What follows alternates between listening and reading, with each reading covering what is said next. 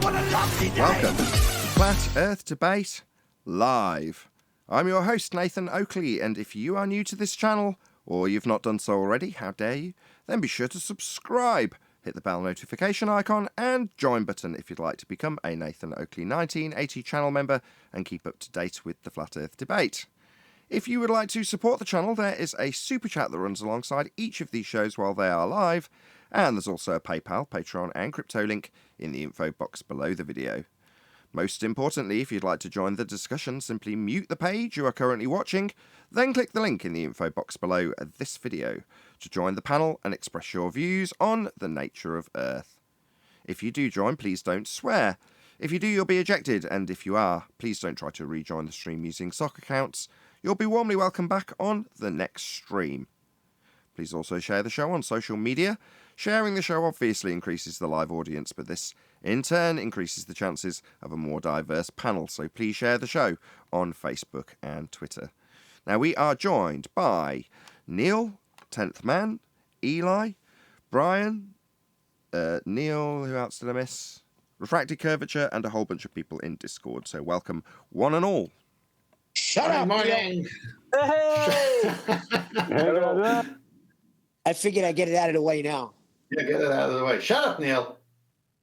Excellent. So I'm going to apologise immediately and ask the live stream if they can let me know. If you're getting any screen flashing and tearing on the live stream, please let me know in the chat, because I'm pretty sure my computer's dying and I'm hoping that what I'm seeing isn't making it to the audience.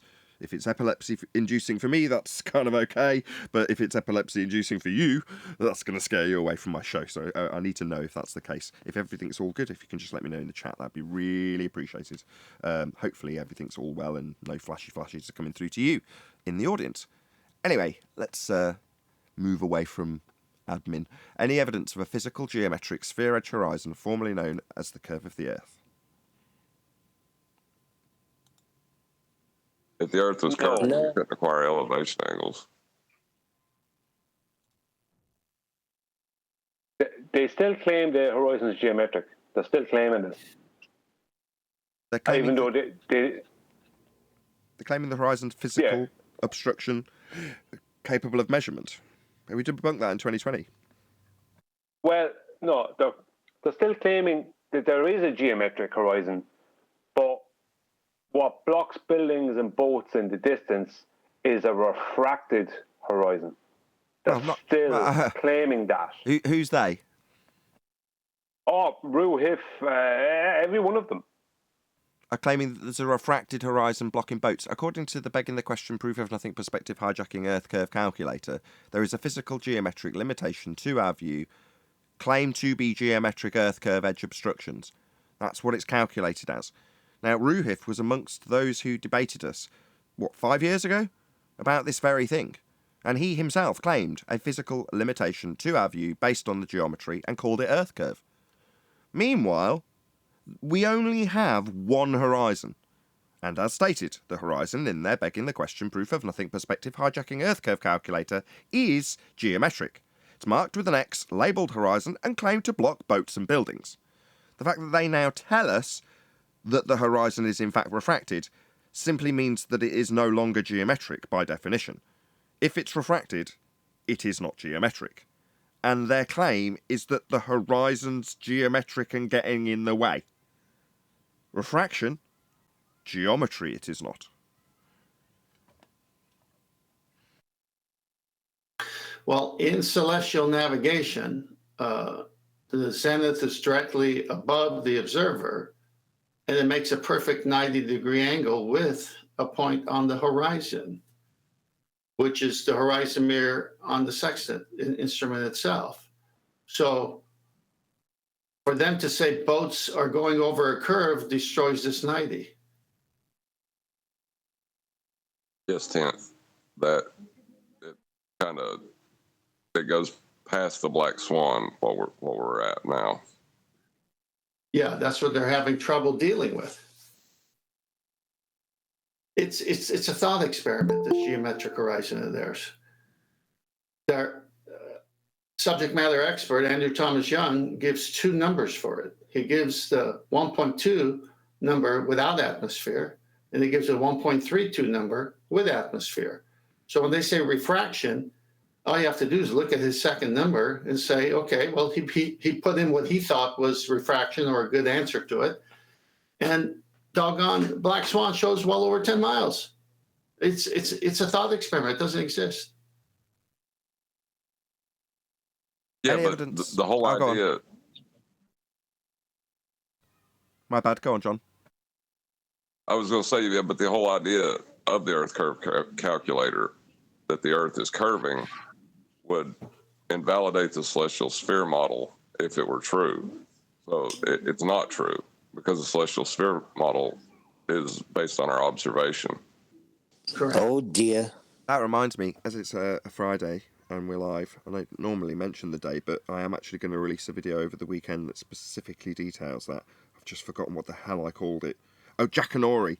So, again, another video that I put a fair bit of effort in editing will be released over the weekend at some point, either Saturday or Sunday. So, for those of you watching live, if you're watching this after the fact, it might already be Saturday or Sunday, but either way, Jackanory. It's called Jackanory Globe, and it's actually you and I, John, mostly, discussing Aristophanes and Al-Biruni in terms of how they are now our hostile witnesses to demonstrate what we're discussing right now, the violation of the celestial sphere model by way of acquiring an elevation angle and then bending the line that you've just measured as straight. Yeah, Nathan, that are you model, manipulating time? No. that model is requires a flat plane. But it's to get any angle requires a flat plane, and that's the positive claim. And when ballers come in, the first thing they try to do is establish a flat plane by claiming a tangent. You know, Well, you argument's done.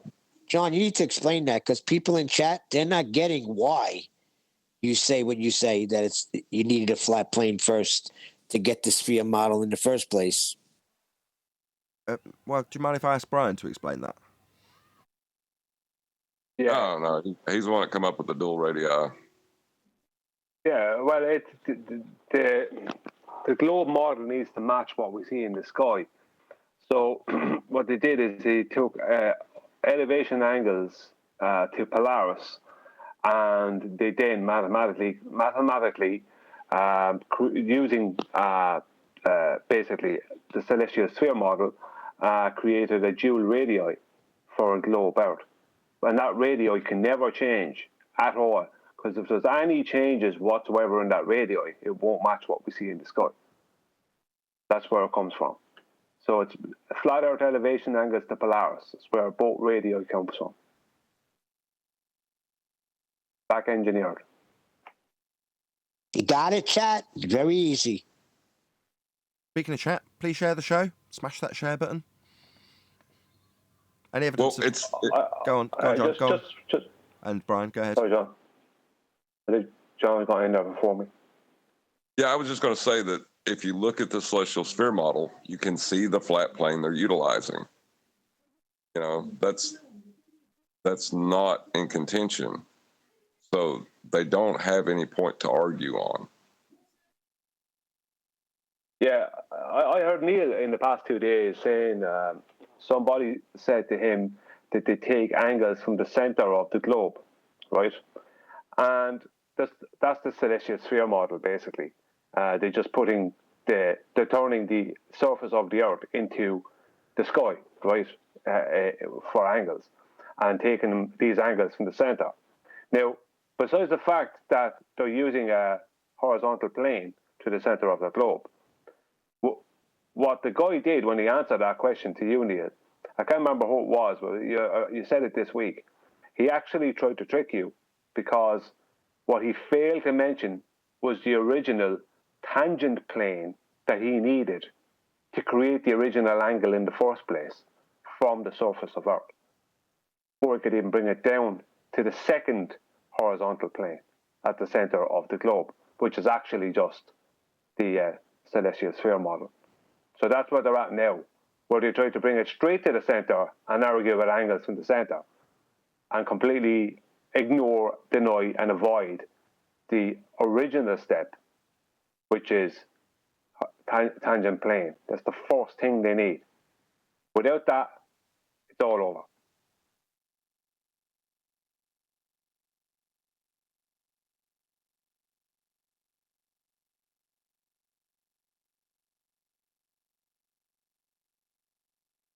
Okay.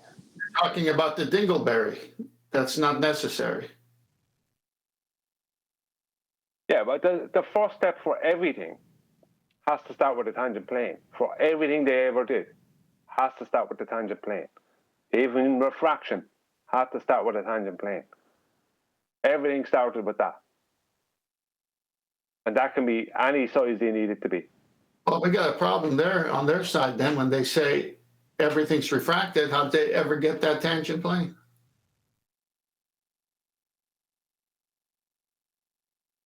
Well, yeah, but geometrically, they need that.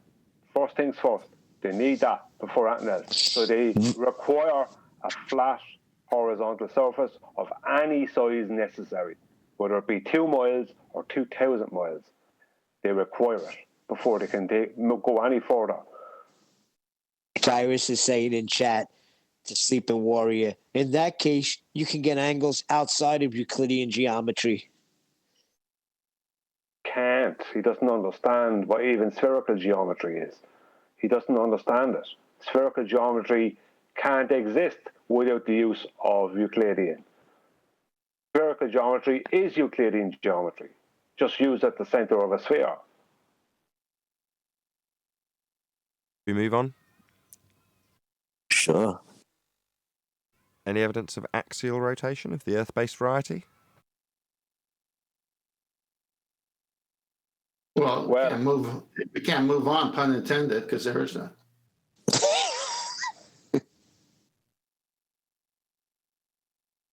Well, there's the ring laser gyro, but that proves ether now, not Earth rotation.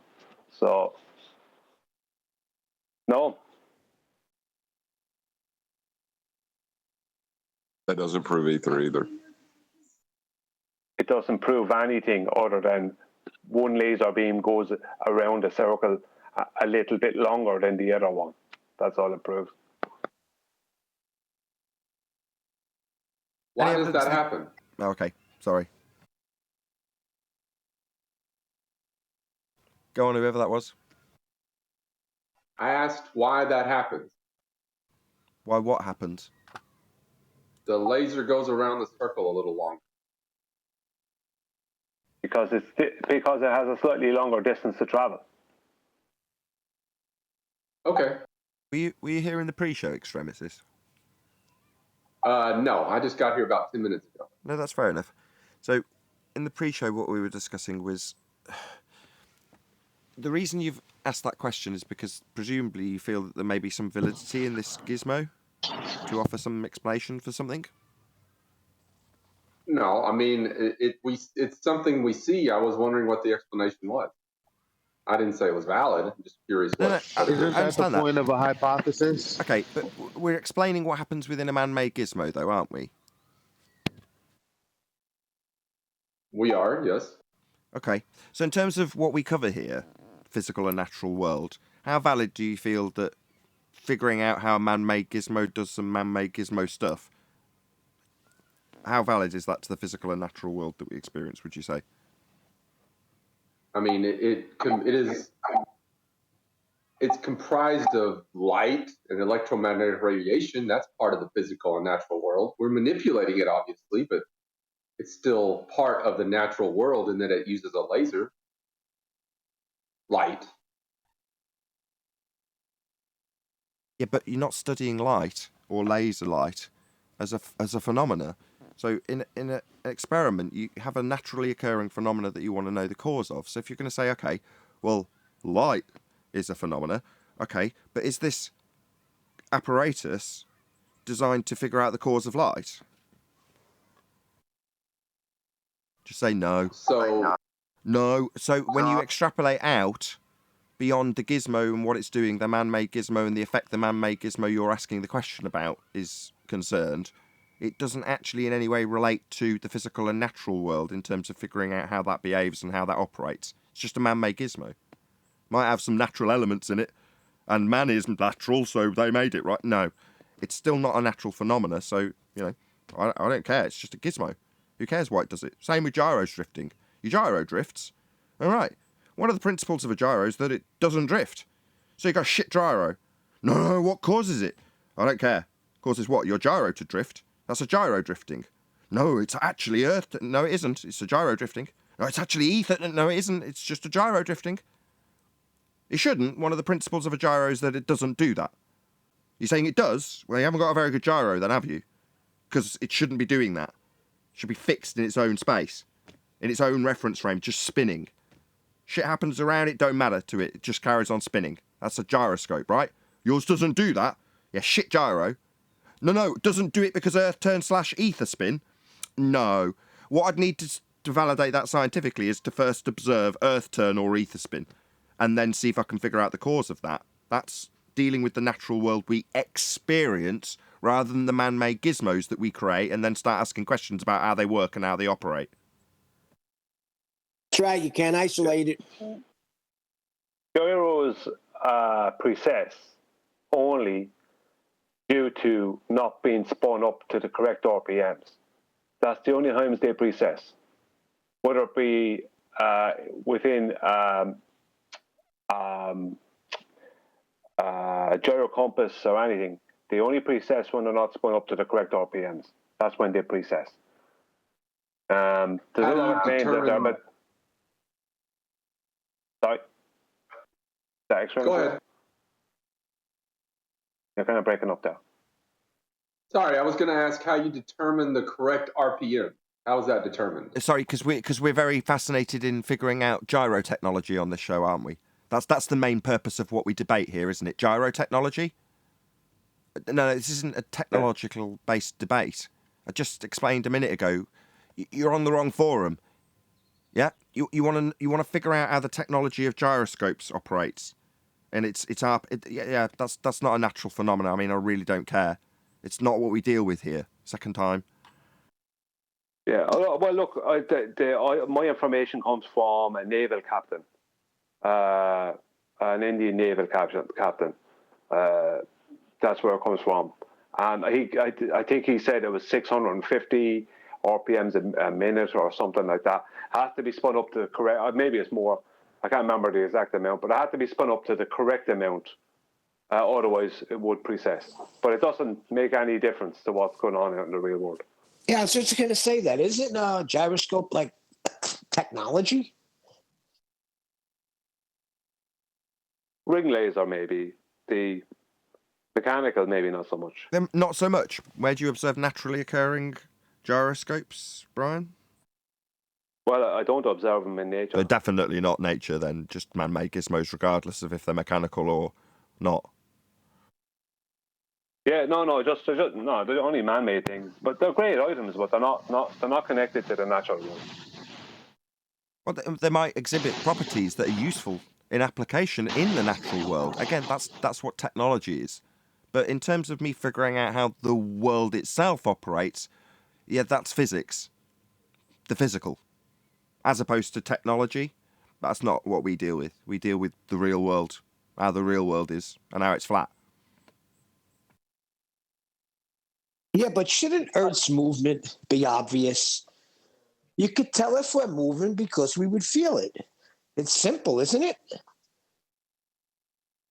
So I think the point was the same, because it's like we kind of red herringed away from it. I was hoping to hear what the guy had to say, as Nathan is basically saying, well, don't make the same mistake that globe earthers make when they attribute some faulty gyro setup as earth spin, as ether. It's the same mistake.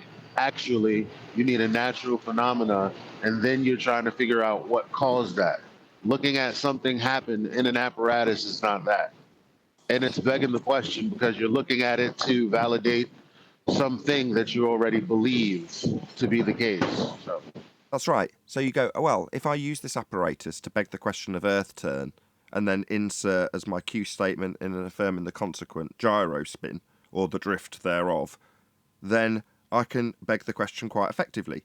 And then someone else comes along and says, well, if I show that that doesn't happen within your affirming the consequent, i.e. if you say, if Earth turn, then gyro drift, therefore Earth turn, I can just show how you're affirming the consequence wrong. I show that if P, then Q, not Q, but because not P. Okay, so you're going to take apart and affirming the consequent, form a logical fallacy that's already invalid to begin with. Okay, so you're going to try and disprove gyro drift versus Earth spin, which hasn't been proven. It's a begging the question fallacy. Okay, so you haven't identified the fallacy, but you're going to go and spend thousands of pounds invalidating a logical fallacy. And when it's shown to be the case that the logical fallacy stands, if P, Earth turn, begging the question fallacy, then Q, gyro drift, and lo and behold, gyro drift, therefore, Earth turn, I know, I'll just reassign the initial begging the question fallacy. So not the fallacy of if Earth turn, then gyro spin, but if Ether turn, then gyro drift.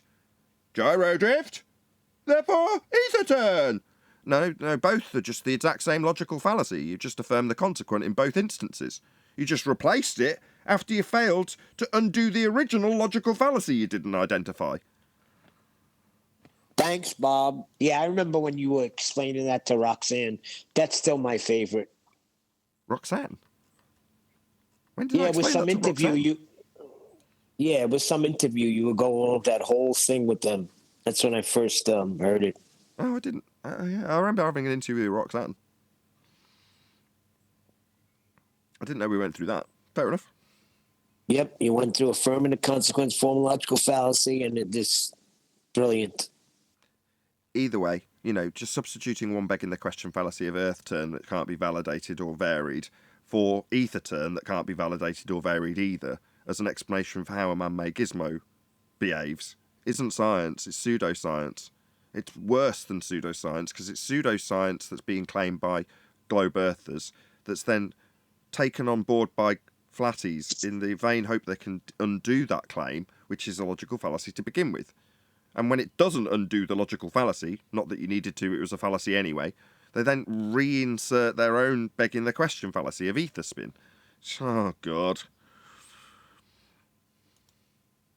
Yeah, I actually think if I had to pick one, I would actually, if I had to pick one of them, right, if I had to pick one side, I actually would side with Earth rotation because it's actually more believable when you're talking about the ring laser drift or whatever than ether. It's actually, the ether claim is so bad concerning the ring laser gyroscope or interferometry that the Earth rotation is actually more plausible. Okay, I see where you're going. What you're asserting is if Earth turns, then the consequence of that would be that the gyroscope, which is spinning in fixed space, would appear to drift. Correct, Brian? Yeah. And you would be sooner to accept that as the case if it was demonstrated to be the case. Correct? Yeah. Right. Because we can see the sky move. Just nod along. So, yeah, well, I'm not disagreeing with you accepting that if it was demonstrably true. However, that is a claim of Coriolis effect. If Earth turn, that's a non-inertial turning reference frame, then apparent deflection of gyroscope. That's inertial reference frame. So the gyro spins. Gyros don't drift. They just spin. Like pendulums don't drift. They just swing. Yeah, it doesn't drift. Just everyone in the audience on the same track. Gyroscopes are just spinning in one reference frame, not drifting. However, if you are part of an inertial reference, non-inertial reference frame, turning beneath a gyroscope, then from your vantage point, it can appear that the gyro drifts. Now, I can dilute that down so it's even easier to understand. You on a roundabout looking at a lamppost. You turn, lamppost looks like it moves. It doesn't, it's concreted into the ground, it's a not actual deflection. Well, likewise, you seeing the cage move around the gyro, if you're in an aeroplane, doesn't mean that the gyro's moving, it isn't. The plane's moving around the gyro.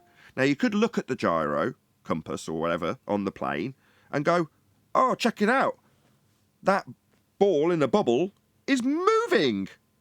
And the guy in the plane goes, no, we need to pay close attention to that because it actually means the plane's rolling. It's staying still and the plane's moving around it. It just looks like it's moving because we're on the plane that's rolling. Right? That's Coriolis if you want to detail it with gyroscopes. Something moves and then the thing you're observing looks like it moves. So gyroscope looks like it drifts at 15 degrees an hour because Earth would be turning underneath it in the plane. Again, that means we've got Coriolis effect then. That means we've got two reference frames then. That means that for that to occur, Charlotte, North Carolina to Los Angeles would only take an hour and a half because Earth's turning underneath as a non-inertial turning reference frame. In other words, we'd have to actually have Coriolis effect for that to be true. Okay, I'm sorry, Brian, that was a long rant. Yeah, no, it's good. My point being is that if I had dropped my standard of evidence, right, like you were asked to yesterday, if I had dropped my standard of evidence, then the ring laser gyro, right, would then be more proof for me at that point that the Earth is rotating than Aether, because I can see the stars moving. So that to me could mean I'm actually moving. And the Coriolis effect is a real thing, even if my version of the Coriolis effect is only globiolis. You know, there's actually more solid, if you want to call it, pseudo evidence for Earth rotation, if I am to take that standard of evidence of the ring laser gyro, than there is for Aether. Fair enough. It's the Tim Osman standards of illogical fallacies better than nothing. Yeah. Well, how do you quantify rotation with outer radius value? Any evidence of the Earth radius, R value?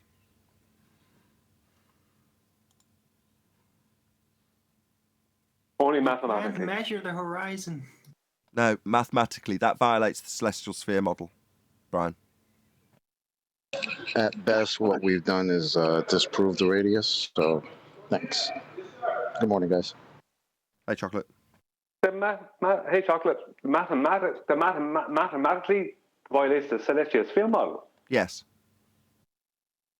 How does it violate that? The acquisition of the R value would take a curve to an angle measurement. Well, that's contradiction in terms. It violates the celestial sphere model.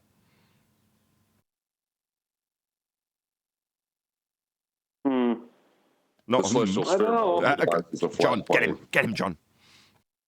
Yeah, it's No, mathematical. It's not actual. No, well, yeah, but it's still it's got to make sense. Otherwise, it's just gibberish, right?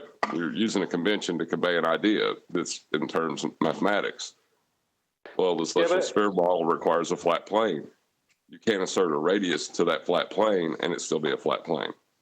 Exactly. Yeah, but the question is there any evidence of the R value? And I said only mathematically. That's like the guy yesterday when he's saying, well, I can prove evidence of unicorns by Googling unicorns. You can show the existence that there is an R value in use or described, but we're literally describing and asking for an R value to the Earth we stand on. Not, is there an R value that you could describe to a globe model? No. Is Earth, the one beneath your feet, conducive with the idea of having a radius value? And the answer to that is no, it violates the celestial sphere model. Yeah, that's correct. I agree. You need a flat Earth for your globe model. For your R value, you need a flat Earth for that too. However, when you start asserting it, you're actually in violation of the original measurement that got you there. So you can't have a globe. I mean, it's not that we're debunking it or trying to show how it doesn't work. You can't have it, in literal terms. It violates the celestial sphere it's based on. If you want to get an altitude to assert a geometric horizon, you're going to need a flat plane for that first, too.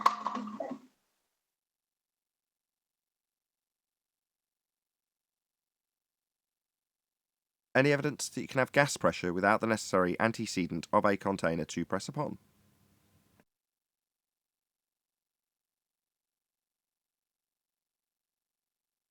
How would that work? Hostile witness says without the balloon, there could be no pressure. Right, conspiracy cats. Without the container, there can be no pressure. So how would it work, as you put it, Arwen? It wouldn't. I just attempted to sneak a reversal of burden in there. You know, if we can't figure out how, then how would that work, Flat Earther? Tell us. Yeah, How would okay. gas Glad you pressure said work it. without a container? Yeah, so yes, good illustration, but you first have to beg the question. So normally that process, just for Baldwin reference, future reference for Baldwin, before you get there, you've got to point to the sky and assume it is a vacuum anyway. So if we can't figure out how that would work, the would has got to be ascribed to my presupposition begging the question fallacy that the sky is a vacuum. So if the sky is a vacuum, well then how would you make that work with the gas not dispersing into my fundamentalist presupposition that I've just made by pointing at the sky and suggesting it's a vacuum in violation of natural law? Make sense, Arwen? You've got to point at the sky and say it's a vacuum first to do that. Well, I was basically inferring it by the question in itself. Well, if you completely ignore the physics fact that you need a container for pressure, temperature, and vacuum, then if you ignore that completely, then you can start making up a lot of nonsense. But there's another route to do it, though, you know? I mean, if you simply deny the natural function of gas pressure and classify it as a liquid to ignore that part, then suddenly there is no more containment problem, right? But even within that structural train of thinking, I don't think a lot of globers are actually aware that that is what is happening within the model. Well, you have to deny more than the container needed for pressure, temperature, and vacuum. You also need to deny that gas cycles are a real thing, because a gas cycle could never happen under their conditions. Well, it would be a fluid cycle instead. But if it's a fluid and you can just think of it as a liquid because of that, then suddenly you can attribute a downward universal vector, and then there is no more containment problem because there wouldn't need to be a container. Well, there wouldn't be a cycle, there'd be a process. The process would be, if possible, gas will be produced from the earth and then just immediately head off out into the vacuum. That would be the only process. But that's if you don't ignore gas as a thing. What, ignore the presupposition that gas has already developed gas pressure beyond what Brian refuted you with? This seems to be premised on the fact of gas not exhibiting gas behaviour. Yeah. If I ignore the second law of thermodynamics and standard gas law and assume that the sky is a vacuum, how would you explain why it's not dispersing into it? What the hell? Exactly, Adam. Let's just ignore how gas behaves. Excuse me, we just wouldn't expect gas. I'm not. We wouldn't expect gas to act like gas. Why would you expect that? No, I'm not telling you guys to do it. It's not like, oh, this is the new political stance. I'm just trying to clarify that is how I think the original model was put together. It wasn't a problem because they would simply reclassify gas as something where it would not be so egregious a necessity for a container to be there physically anymore within their model. Well, I think this is the problem with entertaining and begging the question fallacy in the first place, because I mean, we point it out, but then we start talking about things that are relevant instead of, because I mean, talking about things that are relevant is fine, but it kind of deludes the point that it was a begging the question fallacy, therefore there's nothing to talk about if this is all you have. So now we say something that's relevant, they say something that's either is relevant or isn't relevant. They might even take on our claim while claiming that they never denied it. And it's all this conversation around what should simply be understood. Hey, that was a begging the question fallacy. This is why people keep doing it. Flat earthers included, everyone included. Well, yeah, a lot of people included. Okay, instead of just saying, you know what, this is begging the question. Yeah, but wait, no, it's begging the question.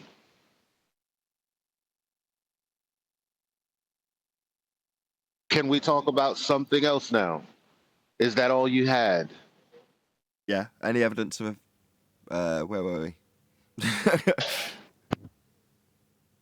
Any single viable hypothesis from any of the fields of astronomy, cosmology, or astrophysics got there in the end? The sun is actually a black hole. Just look at it. I wasn't asking about the Long sun. enough.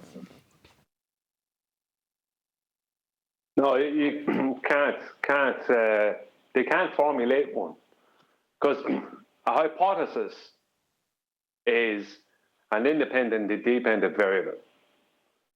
An hypothesis test, then you have a control variable and a null hypothesis as part of the test.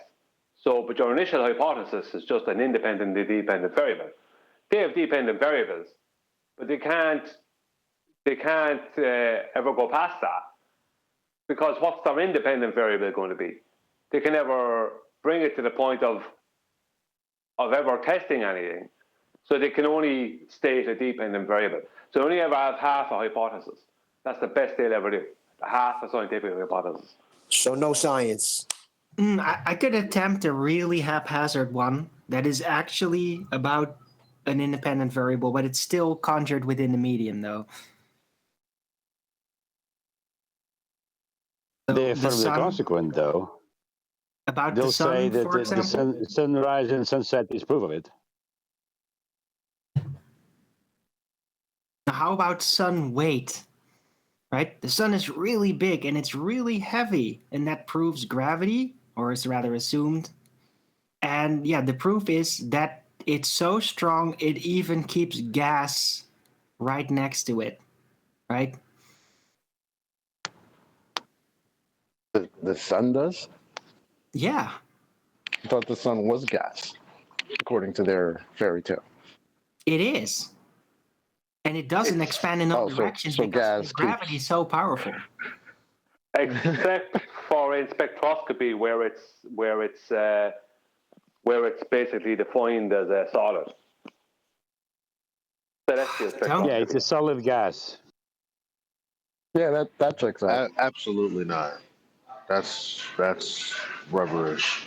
It's a solid gas? What? No, Rubberish. That's Yeah, rubbish. that's what they say. It's a solid gas. but in celestial spectroscopy, it gives a constant. I'm forgetting the term now, but in celestial spectroscopy, the sun shows up basically as a solid. Word of the day, rubberish. Let's expand on that.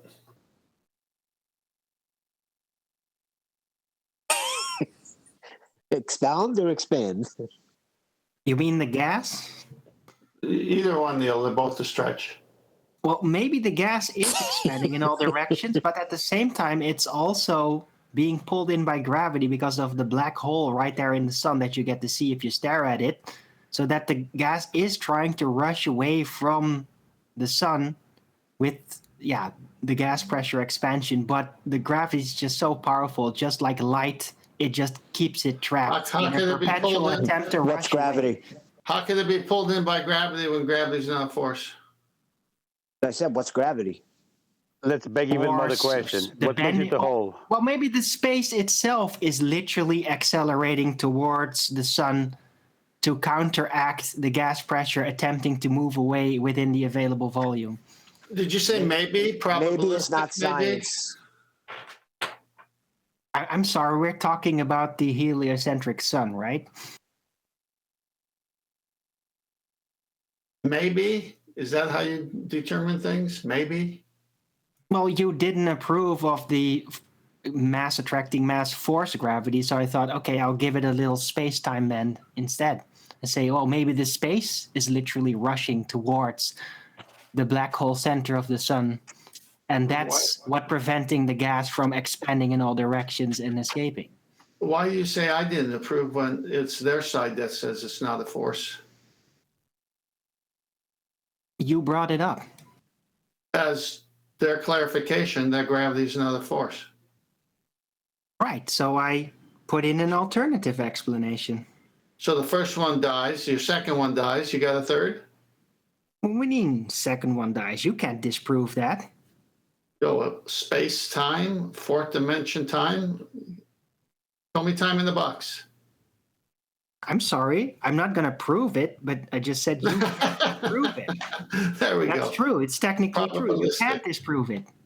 And I'm not going to give you any proof. A cubic meter of time. You know, like looking back on, like not to take away from what Arwen's doing because he's doing a great following, but some of the stuff I used to believe was just so utterly retarded. I mean, just so silly that when you hear it out loud, you cringe. Yeah, especially in hindsight.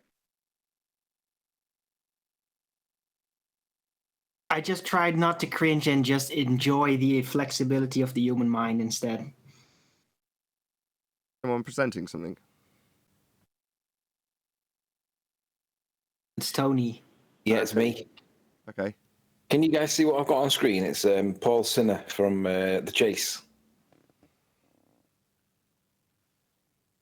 Funny, Tony. I had that on my screen, and it's been bugging me, that question, because it's so wrong a question. It's terrible, isn't it? Yeah. But regardless of the content of the question, right?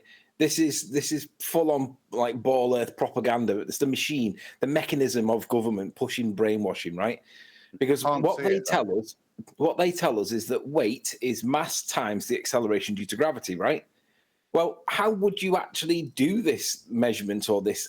You'd have to calculate, but you'd have to change the center of Earth for the direction for gravity, and you'd have to change that direction into some other direction to get down to be able to exhibit a force on a set of scales. Because as they tell us, it's always to the center of the Earth. So how would your screen? Can't see the question. That's why I said you got your hangout. Let me try it again. So it should be this one. I should see Paul Sinner from The Chase. Do you see? That's it. Yeah. Okay, so the question is, what is the approximate weight of the Earth in kilograms? Okay.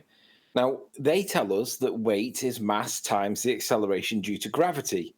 Well, in their model, when you have a ball, which they tell us we live on, right? They tell us the center of gravity is the center of the sphere. If I make this bigger, and then, oops, no, we don't do that. We get the circle tool, and then we have, represents the Earth. In their model, right, you've got the center of gravity always going to the center of the sphere. That's meant to be center. It might not be perfect. Don't hate.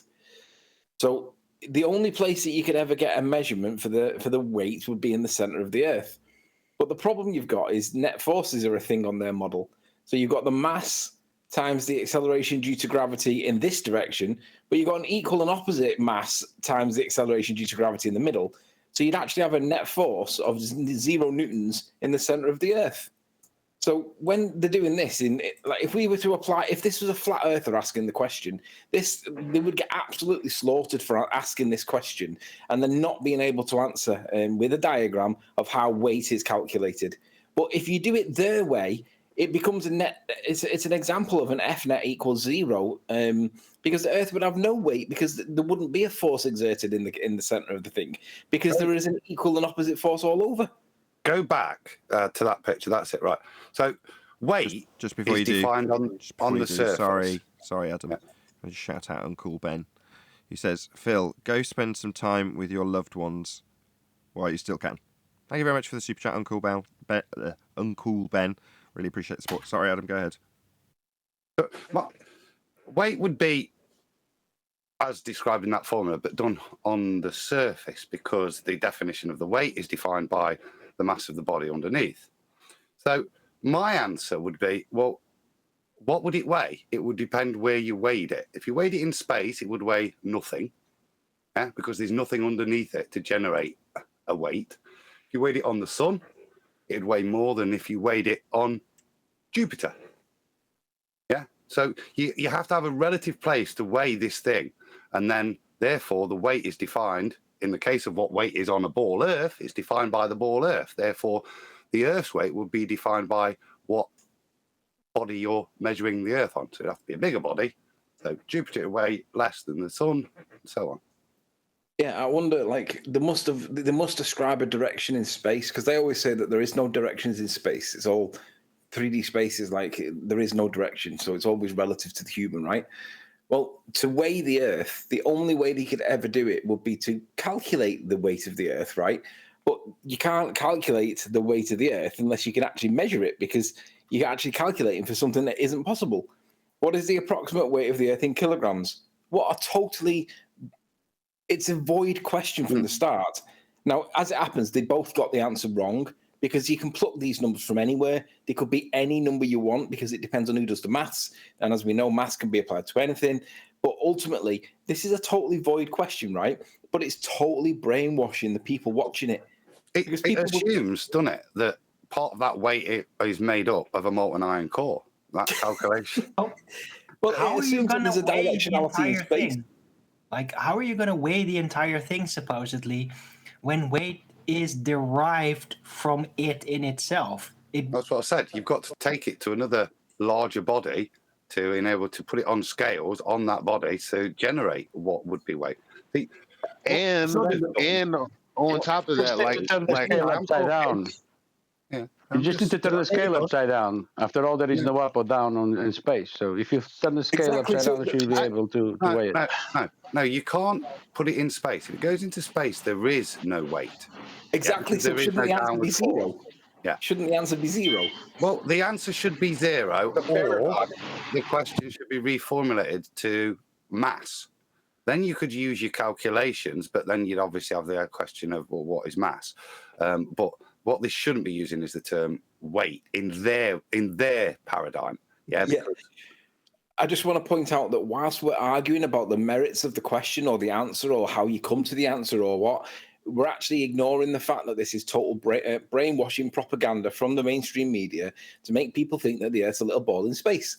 So it's another example where it's like affirming the consequence. If you ignore the inconvenient bit at the beginning and then go on and wander off into Narnia about arguing how candles light up in snow or whatever, we're doing the exact same thing right now. We're legitimizing the question by arguing it within the context of the question, even though it's a void question from the start. It's just pure brainwashing, guys. Pure brainwashing. Correct, Anthony. But you're right. You can't weigh it because the weight is from itself. Weight is actually, see, the problem is that what weight actually is this the pressure on, like, there's actually a down here on Earth, but there is no down in space, like you guys say. There is no vector of motion, so that there is no weight. What were you trying to say, Mr. Palmer? Go ahead. Like you said, that you can weigh something on the Earth because it's the Earth itself and their paradigm that's pulling it down, but you can't weigh the Earth without the Earth. You need to be on something to weigh something. Like you said, a 100-pound guy weighs 100 pounds on Earth, but if he goes to the moon, he weighs 80 pounds. It's measured flat anyway. Wait a second. Who's gone to the moon and got weighed? Who has gotten weighed on the moon? Yeah, we've just entered Narnia again. Yeah, exactly. No, I don't. Well, I'm saying their paradigm doesn't allow you to weigh the Earth because the Earth would weigh something different depending if it was closer to the sun, further from the sun. It's all nonsense. Well, we have to apply the meaning of the definition weight. Mass times the acceleration due to gravity. That is the definition for weight. Well, you can't even apply it. If you're trying to weigh the Earth, what are you going to get it to exert a force against? Imagine if you had Earth-sized scales, how are you going to get them to do that when there's no direction of gravity in space? It's impossible. Yeah, I got one. I got to read this one. This is funny. You could weigh Earth by standing on scales while holding it, and then subtract your body weight. Simple. Well, funny. technically, the globe Earth would always be at 0 g because it would always be falling through the vacuum. You've got to put it on something that to make the formula work. But we're not arguing it. I'm not supporting them. We're actually pointing out, Tony, I think, the ridiculousness of their question in their paradigm. So to me, it demonstrates that we understand their paradigm better than them, to the point that we can look at their question and say how malformed it is in their paradigm. I reckon there's actually on the panel of the chase, because I see it every now and again. Every 2 or 3 episodes, you'll get one question that sticks out like a sore thumb. I reckon there's a flat earther on the panel of people that ask the questions, because every now and again you'll see something that says something like, which planet is, I don't know, has 6 moons or something like that. And I just think that is such an obtuse question, right? Because no one knows the planets, but it's such a question that only we would pick up on. And I'm thinking, I reckon there's a mole in there somewhere. He's asking weird questions that stick out a mile for me. It's brilliant to watch. I wait for them coming up each time. Well, a question like that was raised on QI. So here in the UK, we have a show called Quite Interesting, hosted by Stephen Fry. And on one of the shows, he pointed out something called the half-life of facts. Slightly ambiguous when you hear what it actually means. So he pointed out that on one of the early shows, someone was asked how many moons we have. And somebody answered 1, and the alarm bells go off, and they're like, no, you silly idiot, it's 12. Now you fast forward to the current show that this example's being given in, and they give the example of something like 13,000, a totally different number. And the host, Stephen Fry, explains that over time, what you consider to be a fact has got a half-life to it. This is absurd. What they're actually saying is the pseudoscience bullshit nonsense that we feed you might turn out to be not true. And that period between we telling it you as complete bullshit and you finding out it's completely untrue, there's a half-life, there's a time period. You can measure it in terms of decay because it's nonsense and it's going to be found out eventually. So it's got half-life. They're facts, in quotes. The reality is they're never presenting you with anything. They're just giving you nonsense. You never qualified it whether it was a fact or not. And in the case of how many moons we have, or how many planets a certain moon has got, or how many moons a certain planet has got, it's like, so we're presupposing sky vacuums, we're presupposing orbital motion, we're presupposing physicality to lights in the sky, and then we're defining how many of what is going to be in all of those presuppositional orbits, and then you're going to ascribe a number to it, which you can later change arbitrarily if you choose to do so. It's like, totally meaningless. You're absolutely right, Anthony. It's one of those totally ambiguous questions that really has no meaning, and even if you gave the right answer, it would just mean that you matched with their wiki search for some pretender clown who's given it a number on that given day. It is a joke. Just out of interest, what was the pointless answer? I can't remember, but they both got it wrong. So however big those numbers are, you're just pissing in the wind, aren't you? It could go anywhere. Well, according to the toothpick that I tied to the string and let spin around a rock while it was at balance, the Earth weighs 6 septillion pounds. It's good enough for me. Bold. Take that. We'll go with answer C then, Tony. It's like that. It's like that old story of the atmosphere would stop. What was it at the Kármán line? Like what, 62 miles up? And where is the atmosphere stop now? in the new story? Oh, it goes beyond the moon now, doesn't only it? 391,000 miles away. Yeah, beyond the moon. Oh yeah. So that's a half-life fact that it can be applied That's a half-life fact right there. Yeah. Wonder when that's going to catch up. Yeah, if they give an answer to, let's just say someone says the Earth weighs whatever, 500 trillion billion tons, whatever, and you say, no, it doesn't, right? Straight away they go, yeah, how do you prove it? Then what do you do? Do you know what I mean? Like, the whole thing is a trick, because as soon as anyone gets involved in that level of nonsense, before you know it, you'll have a burden of proof reversed on you, and you're supposed to prove what weight the Earth is, or prove that they're wrong when they say that the Earth is such and such a weight. Total rubbish. That's like my son. Prove I exist. Give him a slap up the head, and if he yells, he exists. I was just gonna say that's where you slap him across the head. Like, oh, you felt that? If you are a victim of domestic violence, call 1-800-WIFE-BEATER. If he's grown enough to ask a question like that, he's grown enough to catch slap from daddy. Prove I exist. Oh, God. I may have gotten away with that maybe 4 years ago, but they just tower over me now. Oh, you don't want to get slapped back. Show them the video. I don't think it would affect them. Yeah, that's a good one. Descartes, I think, therefore I am. Yes, that's where he's taking it from. Well, didn't he prove he existed by saying, prove I exist? It's a contradictory statement. The fact that you're asking the question proves the question you're asking. Exactly. Yeah, if he didn't exist, you wouldn't be able to ask the question. Yeah, exactly. Oh, I've been having a back and forth.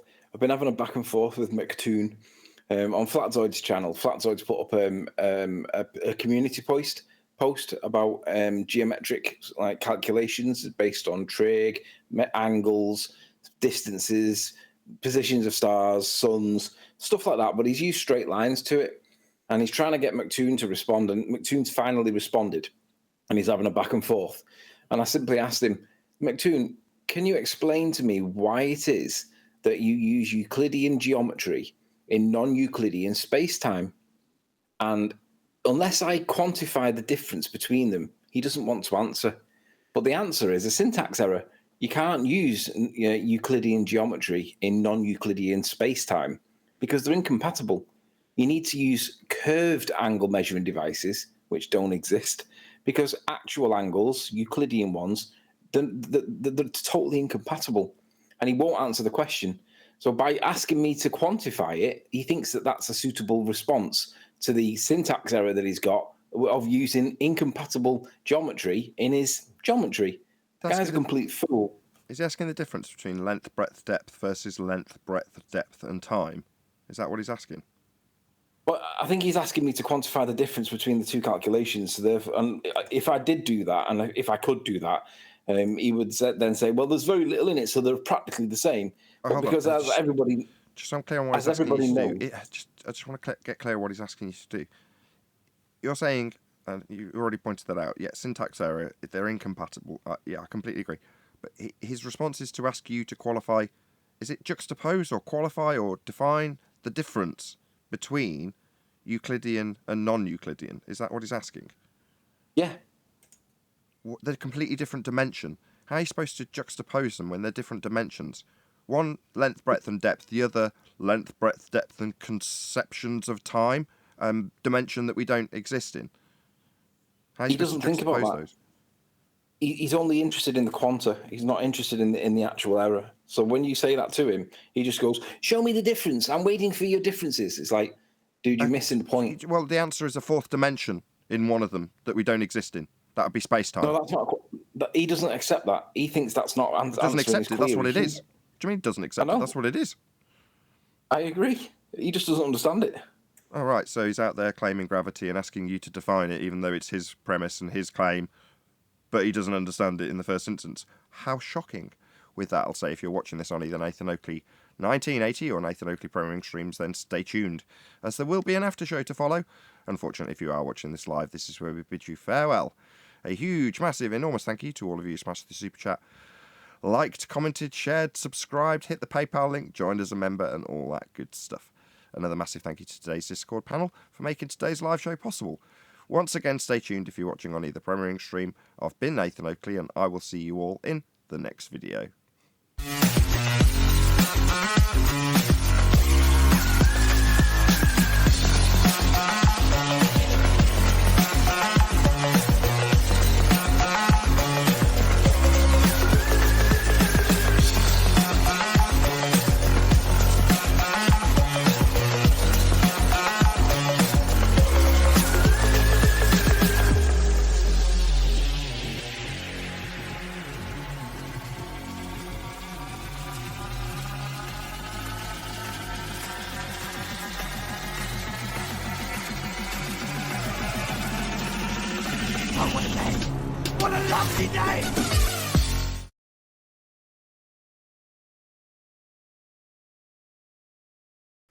Yep.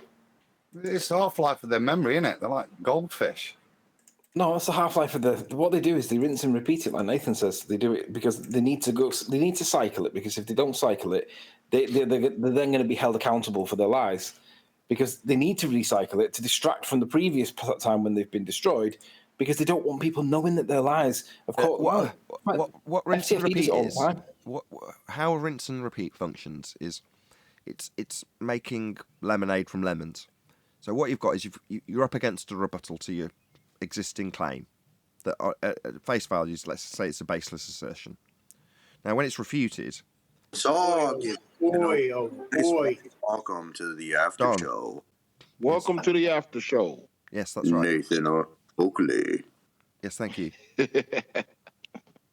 So when you rinse and repeat after having a refutation to your claim, what actually happens is it becomes an incantation. It becomes a chant. So you're just repeating the claim again and again and again, self-affirming. And then it also serves to rumpus the rebuttal if you do it through the rebuttal when it comes as a repetition, etc., etc. So it means that out of your lemons, when your argument's defeated, you get to chant the same claim again and again and again. And that has the purpose of reaffirming the idea back in the person who's chanting it.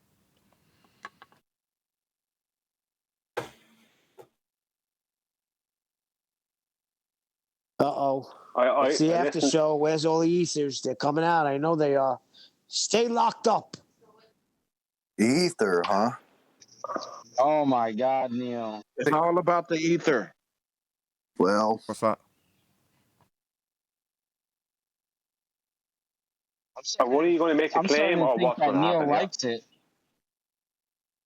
This feels like. What are you going to make a claim? What are you going to make a claim here? I just going to waste our time. I state the truth. I bet you Neil, ether, that doesn't mean you. I give a few days before Neil goes, oh yeah, we all believe the ether. Yeah, Nathan Oakley said so. Yeah, okay. Yeah. What you want to tell us? Sorry, there's a claim. We had it. Hang on. Claim, we had it. Nathan doesn't believe what? It's not about belief. We're not dealing in beliefs here.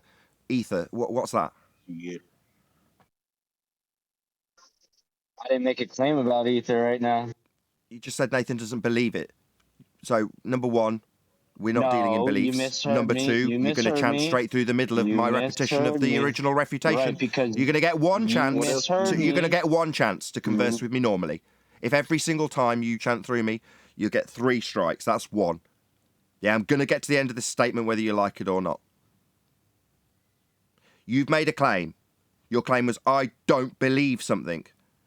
I've tried to refute it by pointing out, number 1, we don't deal in beliefs here. Number 2, the thing you're stating, outrageous, that I don't believe in, needs to be defined because it's part of your claim. That would be ether. You have claimed it, now you can damn well define it.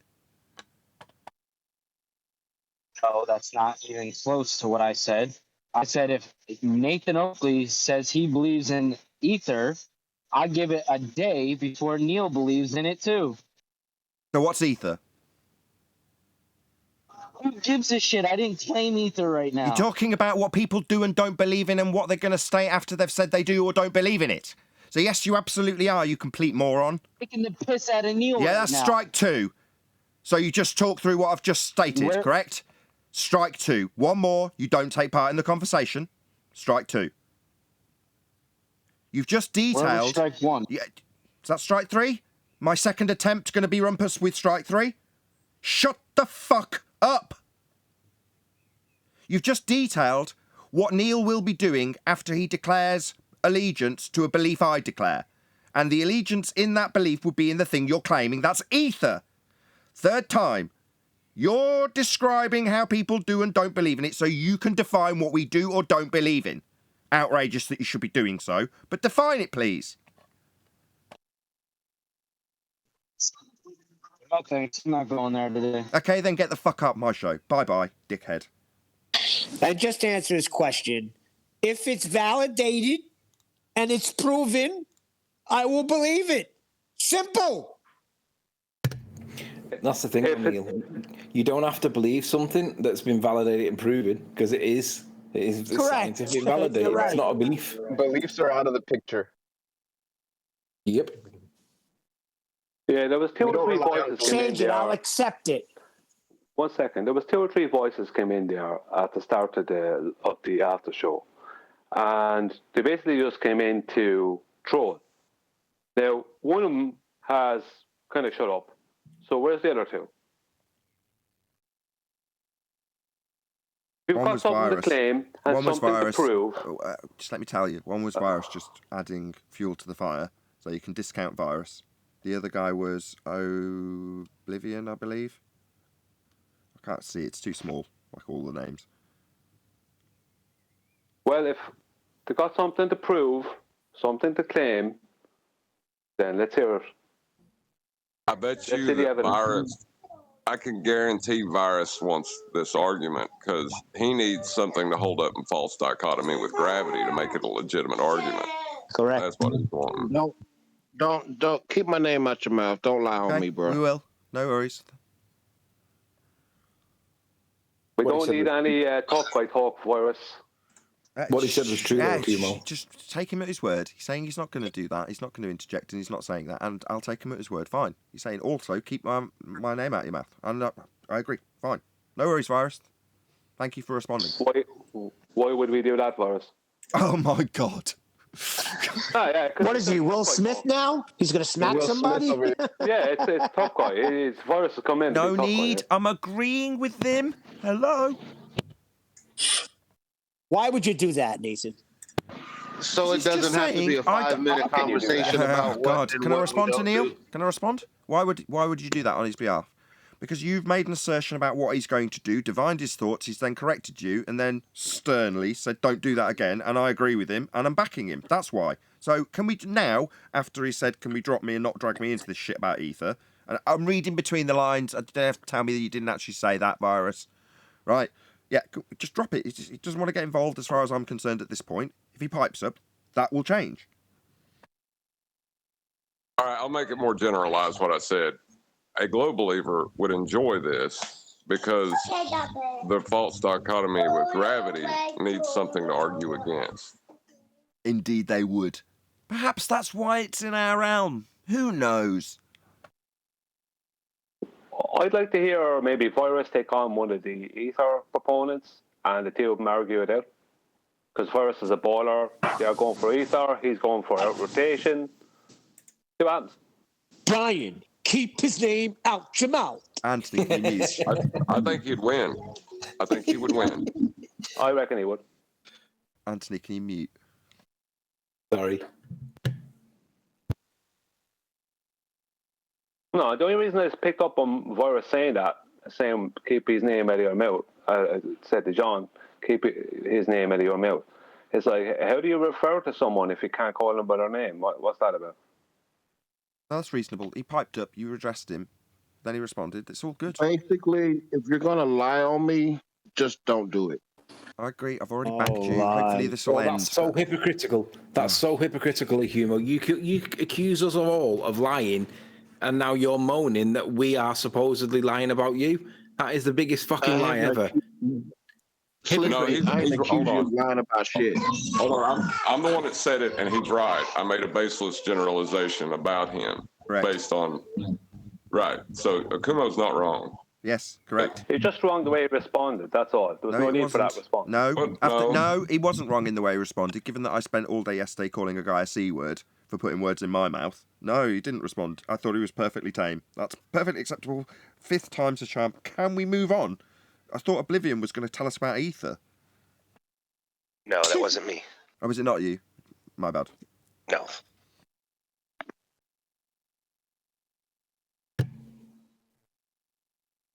In the pre-show, Brian had mentioned that they define Aether as everything and nothing. And in a perfect world, by just asking, what is Aether, you would think a reasonable person would concede the point. But we're not dealing with reasonable people, it seems like, when it comes to this topic. And they're on our side, like on the flat earth side. Which ain't on my makes it side. I just want to point out that any conversation Yeah, to it do is. with ether also apply for any conversation to do with gravity. They are synonyms. They are words that have the same meaning because both of them lack evidence to prove that they're true. The scene in Men in Black where the Tommy Lee Jones character sits down with the Will Smith character, and part of this, although it's not going to be my focus, is him saying many years ago people used to believe that the Earth was flat. But the reason for the conversation is that Will Smith is under the misapprehension that most people are reasonable. And most people are not reasonable. That's, again, covered in the pre-show, although it's not necessarily attached to this show. Exactly that. People are people. They're not globers, unreasonable, reasonable. Most people are pretty much average in that regard. And most people are unreasonable and irrational, for the most part. Not as a general term, just in the specific circumstances that we find ourselves in with a paradigm change. Most people will behave in an irrational and illogical manner when confronted with a paradigm shift. That's just because they're people, though. It's not because they're not reaching any particular standard, or a glober, or a flat earther, or somebody that's been deceived. That's just people. The more I do the show, the more I realise that. Yeah, people get duped. Yep. And then they have pride, lack of humility, and then disdain and embarrassment. Yeah, I think they kind of show. You know how you fix. Go on, Eli. You fix that by identifying the fallacy of begging the question, and you stop yourself from doing that, or allowing people to do that when they're telling you something that you may then believe. Well, like yesterday, for instance, the begging the question fallacy was identified right away, and I can't remember the man's name, but he went on for 12 hours in the after show, continually begging the question. I really don't know how you guys have the endurance to deal with these people. Oh, it's useful, and it makes a great show. It's educational. So that show, 4 hours long, I've listened to all of it already. So yeah, it's members only at the moment, but it'll come out tonight for anybody else, just because I had a day off, and normally there's a 2-day gap. There's only going to be a 24-hour gap. But that'll be out on the after show. I thoroughly encourage you watch it, because it's useful to hear a chanting. I used to say Fundy, but I've just said our people are people, so that doesn't make a lot of sense. But Fundy, in the respect that he's got a fundamentalist viewpoint, chanting over and over again that, in that instance, you guys just disregard evidence because he's got a faith in ether. Almost. Correct. Right? But if you hear me going through it over and over again, each time getting more detailed of how what is presented is a fallacy, begging the question, and how his response that I should then define things is a reversal of the burden of proof, the more time that goes on, the more that it's been repeated to the audience. Do you follow where I'm going with this? Now, yes, and that obviously, is, yes, the tension as time progresses also goes up. Well, from a entertainment point of view, and I hate to say that it's incorporated in there for educational purposes, but it is. I know what my show is. So people are entertained by me getting pissed off, the guy trying to rumpus me, all of that periphery to the actual data. People love it. But while they're listening to that heated debate, the information's being repeated over and over again. And it's never becoming less logically consistent. It's becoming more pertinent through repetition. So that was an excellent show yesterday. I don't know if you noticed, when I rounded out the show, I gave extra thanks to you in the Discord server, meaning him, Mr. Khan and Sinclenser, and I sincerely mean it. You know, if it wasn't for them, as much as I can overhead the pudding and get really dramatic about it, that's to keep the momentum going, so that as I'm repeating that exact fallacy and how it pulls apart the claim, the people watching will have that sink in.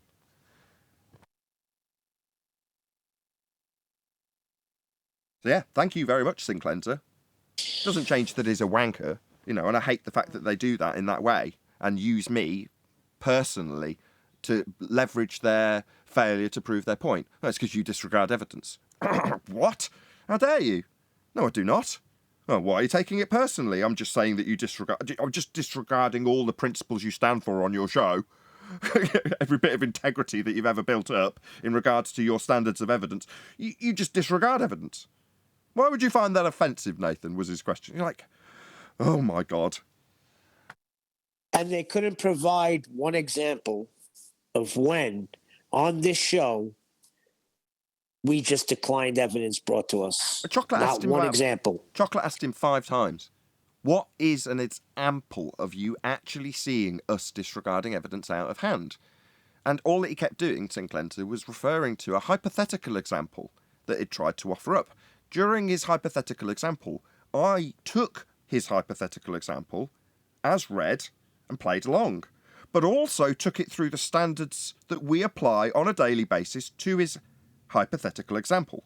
Ergo, while he's trying to evidence something we've actually done, i.e. he'd have to provide an example where we did it, with a hypothetical instead, in lieu of, his hypothetical still didn't prove that we disregarded evidence out of hand, because we took that through the standards too. So even his hypothetical example didn't meet the criteria that he was putting to us, or me as a specific individual, of disregarding evidence. We don't do that here. Now, further to us not doing it here, it's something we pride ourselves on. You know, that's integral to all of us in terms of how we standardise what we do and why we do it. So to say that we don't do that, i.e. we just disregard evidence. Oh, what, you're coming into the show claiming a globe? Well, people would like to, on our opponent's side, say, oh, well, if you go into the flat earth debate and say you've got a globe, they'll just disregard what you say out of hand. Will we? Hell! I will clear the airwaves to make absolutely sure that the claim is heard clearly by the audience, so they can hear precisely how it's said, what's being claimed, and how it's being claimed. So that when they start rumpusing the living crap out of the rebuttal 15 times, they get to hear it repeated over and over again as the fundamentalist religious zealot who has heard his claim, or had his claim heard, chants through the responses. All of it's very educational, all of it's very useful, and if you want to look at it from a human nature point of view, there's no ascribing a subset of people, flat earthers, globe earthers, concavers, whatever, to that behaviour. That's just human nature. What do you mean, Nathan? He was complimenting you. Was he, bollocks? He was spinning what... he thinks I don't know those deviant tricks that narcissists use. Tell you in a shit sandwich how wonderful you are, whilst simultaneously spinning that positive assertion that our standards are very high and turning it into your standards disregard evidence. That's not those two things are in contrast with one another. They're not inclusive. They are mutually exclusive. The one doesn't follow the other. To say you've got very high standards and then say you disregard evidence are two contrary things. Having high standards because you assess and adjudicate evidence, not because you disregard it out of hand. That's low standards. Hand wave dismissal isn't high standard at all. Just spin, just to tell us that we're wrong because we're contrary to his current view of Aether. That's all it is. So attack the messenger, make the messenger seem like he doesn't accept evidence. Crap, no, we just pull apart your fallacy and you haven't got any evidence for Aether.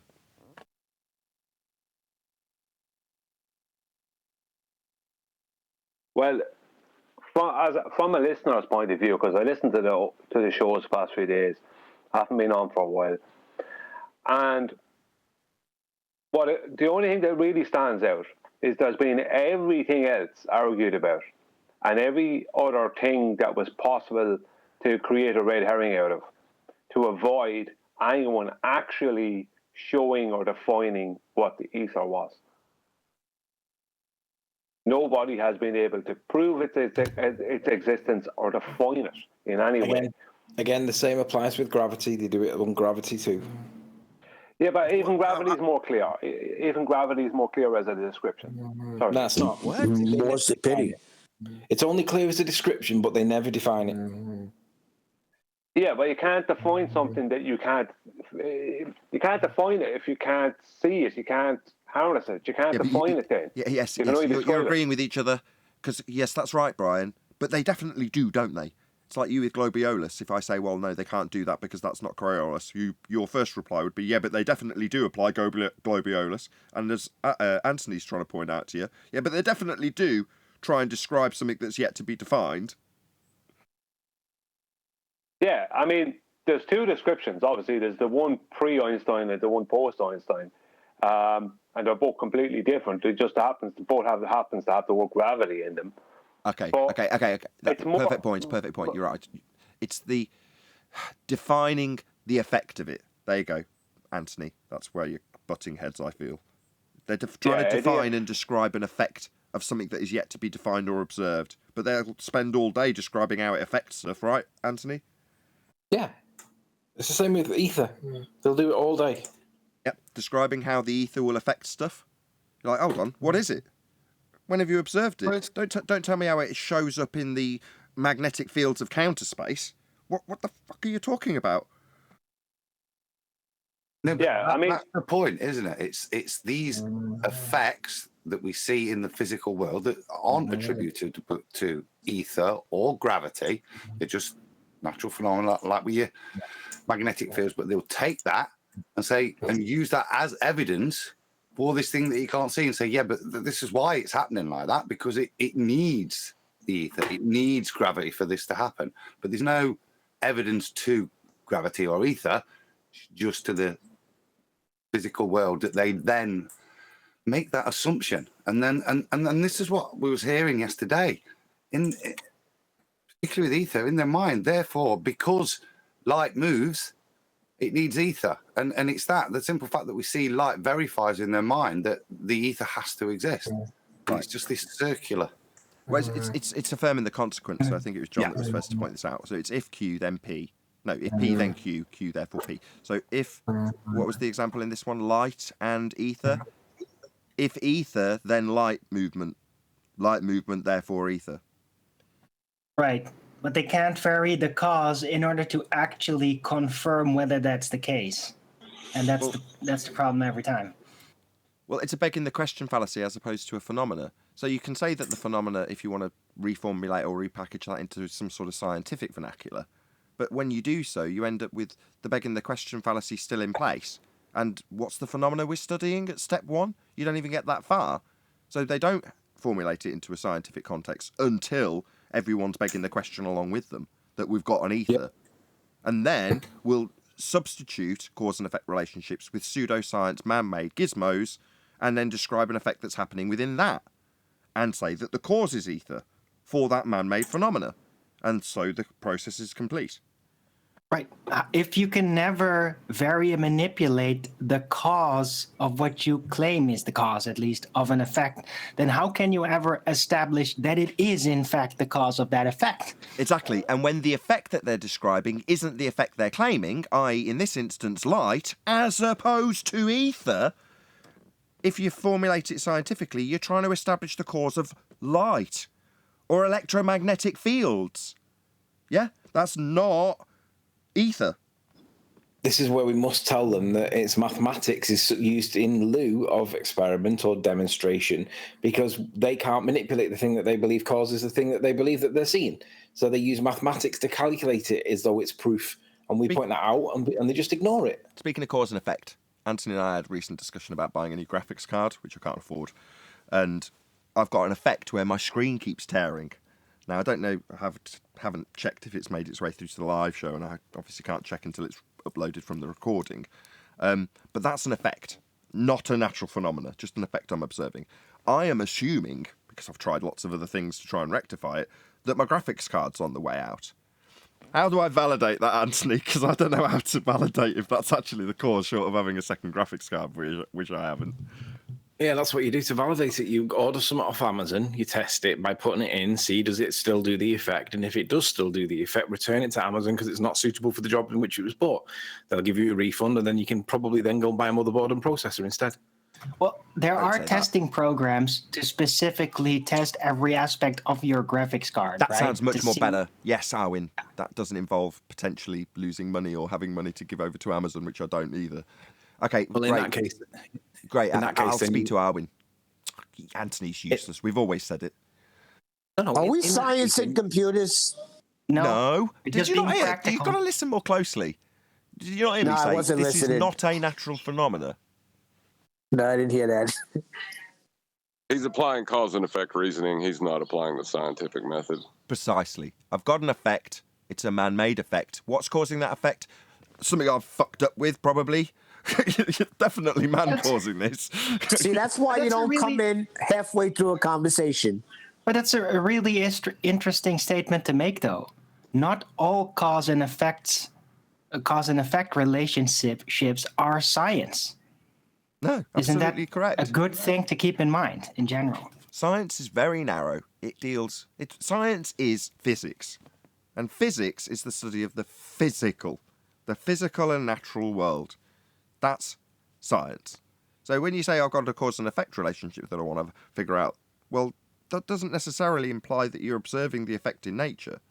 Now, that misunderstanding has been utilised in this specific instance to turn a man-made gizmo, comparable to my computer, into a natural phenomena. So by comparison, you've got gyro drift or interferometry, doesn't matter, whatever the gizmo that's being used to make a claim with. Now, I compare that, just because we've now got a bit of background, I've laid a bit of foundation, to my computer. So I say, I've got screen tearing, it's flashing. Now, I think the cause might be the graphics card. I can vary that which I assume causes the effect, the graphics card, or I can presuppose that it's ether, right? Because ether causes that effect. It permeates everything, does it not? The counter space is what's causing the effect in my gizmo. And counter space is going to be something that's absolutely ascribable to the entirety of the physical and natural world that we don't experience, because it's counter space, a dimension that we don't live in. Right? So we're going to ascribe this to basically everything and nothing all at once. But what am I actually trying to figure out the cause of? A man-made device and an error in technology. Not something that needs ascribing to the physical and natural world with a cause. But that's what's being happened with gyros and pendulums and Cavendish balls and what's the one we're talking about at the moment? Ether. Yep. Gizmos and gadgets, technology. And if you want to know why something in a piece of technology does something in the way it does it, you don't appeal to something that you haven't got any evidence of in nature, like ether. I would be foolish to ascribe my tearing screens to ether, wouldn't I? When you all go, well, it's just a computer. You know, it's garbage in, garbage out. You've obviously done something wrong at some stage, or it's knackered.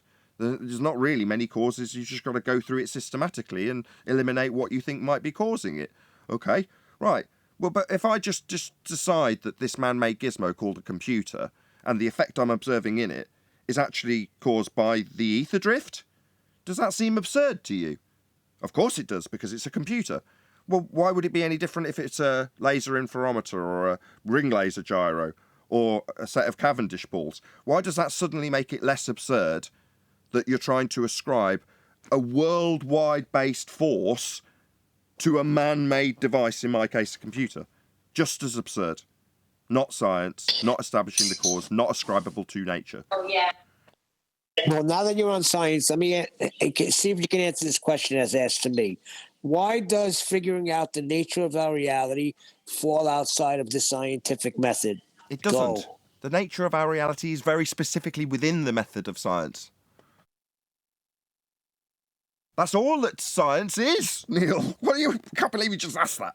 All science is a study of the physical and natural world, cause and effect. That's all it is. No, the shape. The shape isn't an effect. The shape is geometric. It's a geometric issue, not a cause and effect issue. I just read them as I get them. Don't attack me. I'm assuming he means the shape. What is not, as QE says, not cause and effect. Cause.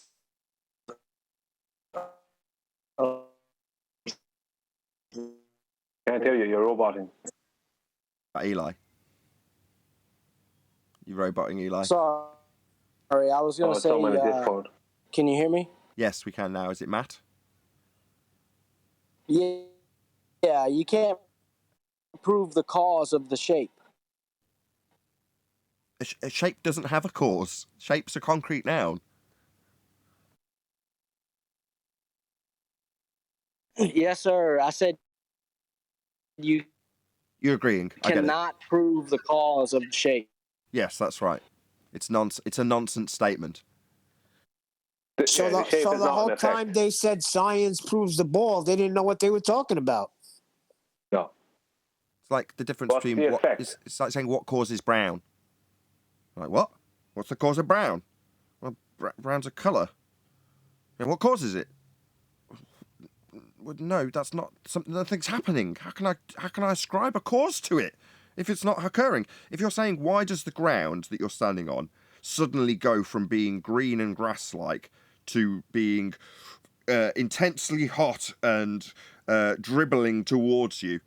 Well, you know that's the kind of colour change that I can ascribe as being a phenomena, a volcano, but not just why is grass green. Well, even then, you're like, that could almost be massaged into a phenomenon. Just, why green? What caused it? What caused green? You're like, what? It's a concrete noun. What are you talking about? Just is. Tree. What caused it? Just, there's nothing happening to explain the cause of. God. Yeah, Is there's that no something effect. happening? With technically, well, I'll say it again, as I said earlier about out rotation with the versus ether when it comes to the ring laser gyro thing. If I was to drop my standard of evidence, then technically gravity has far more going for it than ether, because at least it has, like, when pre-Einstein gravity force, at least it has apple falls gravity. Do you know what I mean? Do apples always fall? So yeah, but the thing about it is the point I'm making is that you actually can point an effect to someone to an effect. Say, there's the effect of the apple falling. That's cause of gravity. Now, it's never been the fact that the apple fell. There was no hypothesis test went into why the apple fell. It was ascribed to this thing, gravity, right? But the point is that at least there is something to show. With ether, okay, ether, what does ether cause? Where is the effect? And they can't define any singular, they can't define any singular thing, can they? I don't agree. It's there, all Brian. around you, man. It's everything. It's everything, man. Hold on, Brian's just asked. Yeah, that's hold the on, problem. hold on. Brian's just asked what ether causes. Now, so you've described it in a cause and effect relationship that obviously open to the purview of science and scientific inquiry. So if you're saying what is independent variable ether causing dependent variable effect, okay, you're then saying, well, they're saying everything. Okay, well, you can take something out of that for sure and ascribe it. Let's say magnetism, just for the sake of this discussion. One of the everythings is going to be dependent variable magnetism, or electromagnetic fields, whatever, or the space in counter space. I don't care what it is. It's just a phenomena of sorts that we're going to slip in as the dependent variable. But then in your question, what is ether causing? Well, then the supposition of ether causes light in counter space on a blood smeared whatever. Yeah. Well, how do you qualify ether as an independent variable, the cause of an effect? What is an independent variable? Well, first and foremost, as I've said, it's the cause of your effect in an experiment or hypothesis. So, number one, it's your cause of the effect. Number two, it's got to be real. You've got to actually be able to. Yeah, but that's. Number three, vary and manipulate it. So when you say what will they say is the cause, the effect of ether? Well, if you're suggesting that it is a causal relationship and ether is that cause, it's got to be real and capable of being varied and manipulated by you, a researcher, to validate it causes anything. And it isn't real.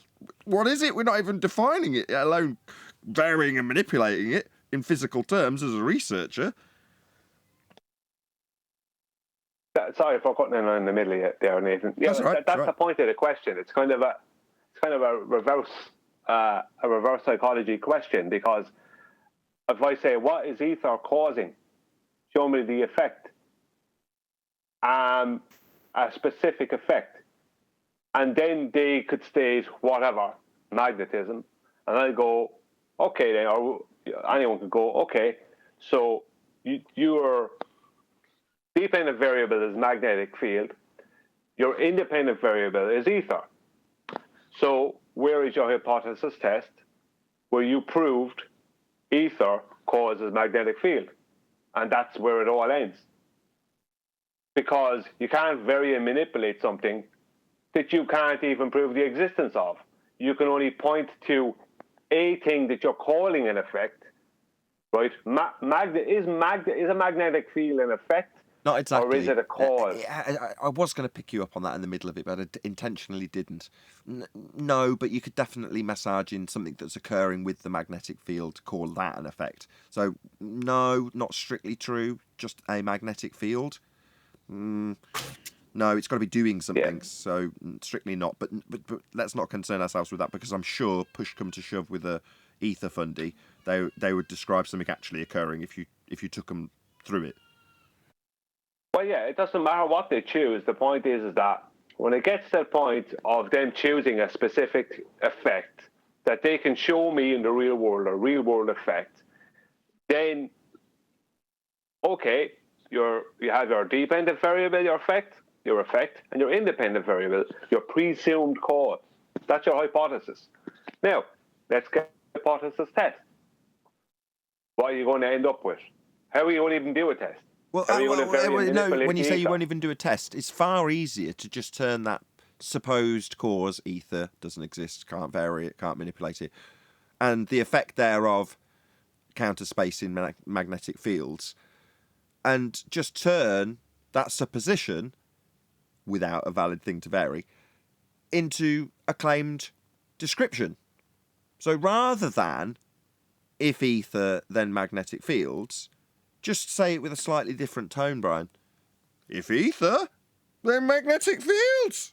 And then it just turns into a begging the question fallacy that's not been validated. Because if ether, then magnetic fields, Brian.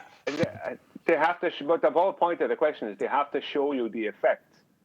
Show me the effect. You're denying EM fields.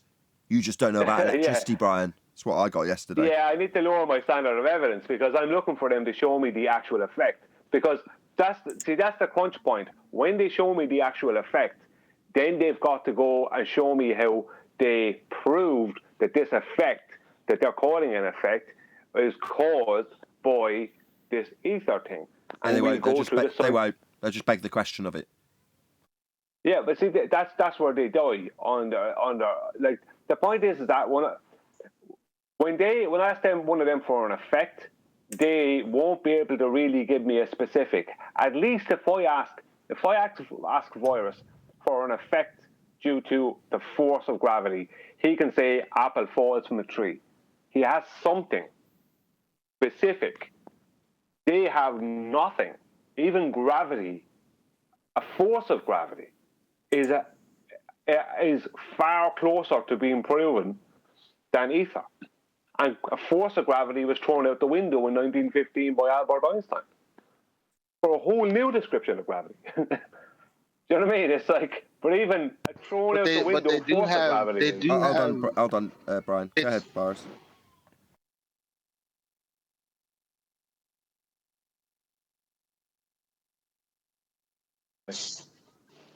Go ahead, Boris. No, I thought he was saying to stop interrupting you. Was that you? Did I mistake you for Virus, Eli? Yes, you did. Oh, sorry. Okay, my bad. I was just saying that. Dang, now what was I saying? They do have something though. I mean, it's the same thing as gravity. It's because it's the same begging the question fallacy. So when they're talking about, this formula, you can just swap that out for that formula. You know, there's that. Then they're attributing the downward acceleration to gravity, so they have that also. And then to prove that there's downward Well, to more validate that to the person who's listening, they'll bring up the fact that there's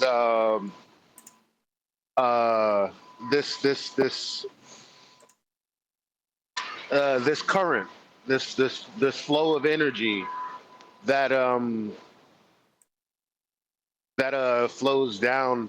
I'm not exactly sure. I wish they were here to explain it, but the bottom line is they have lots of different things that they point to that they attribute to Ether. Eli, just say everything. Just say everything. Yeah, he's doing well. He's giving enough rope out there to anybody who's in the Discord panel to say, yeah, you basically got it right. Yeah, the apple falls. It is going down. What's your problem? We have got a lot of evidence for gravity. That's what he's encouraging someone to say, aren't you, Eli? Yeah, acceleration, weight, all Weight these is downward things vector. supposedly. We're going to do this with I Borwin. thought he was talking about Ether. Instead of enticing someone from Discord, it's just perked at Borwin. We're going to do this, are we, Borwin? Is that a challenge? Only if no one else from Discord comes forward. I would straight into character. Check it out. I just went to a site on the subject, and I've got 3 things I posted in Master Me. So one says, the God field is the fabric of space. It is a subtle fluid, magnetic energy, which fills all space. It is intensified within and around matter, where its attractive nature produces the force of gravity. Second one, the legendary 5th element holds the key to the answer to one of today's top mysteries in the world of physics and cosmology. Scientists estimate that 84% of the matter in the universe is composed of an invisible dark matter, but they have no idea what it is. With a short venture into the world of metaphysics, you're about to find out the answer. And then another one from the same. Cosmologists know that... How's the Star Trek song go? Cosmologists know that it exists even though they can't see it. Hence the term dark matter, because of its gravitational effects on physical matter in the cosmos. So now it's gravity. Can't see it, but it's the same thing. Now, dark matter has to exist, or their model is wrong. That's the point. And what's dark matter? So it's the calculation thing they do in order to balance the equation when they apply Newtonian gravity to their heliocentric I didn't ask how it was conceptually described verbally or otherwise. I asked what it was, as in physical terms. Oh, nothing physical. It's a mathematical fix. Hold on. Just got the same answer from Adam. Don't tell me how it is just a conceptualization verbalized. Tell me how it describe how it exists in physicality. It doesn't. It exists in a fictional medium. It doesn't. Doesn't exist in physicality. Dark matter does not exist. No. Yeah, and even if it did, you wouldn't be able to measure it or see it or anything, right? I just wanted to jump in after 10th Man read what he read to tell you guys that I was introduced to something called what is it called actually? It's called bullshit. Yes. How do you know? New Age bullshit generator. That's exactly what it's called. What's it called? So I didn't hear what Anthony said. What did you say, Anthony? Bullshit. Oh, bullshit. So it's literally called New Age bullshit generator. So you press the button, reionize electrons. Now, think of what 10th Man just read. Now I'm going to read this. Matter of fact, I can give this, if I was a politician, if I was an anti-flat earther, or anyone else who is lying, all I'd have to do is click this button and give them this answer. So tell me that this is much different than what 10th Man just said. Life force is the driver of nature. We exist, we believe, we are reborn. Awareness is a constant. Prophet, look within and recreate yourself. Today, science tells us that the essence of nature is rejuvenation. To embark on the myth is to become one with it.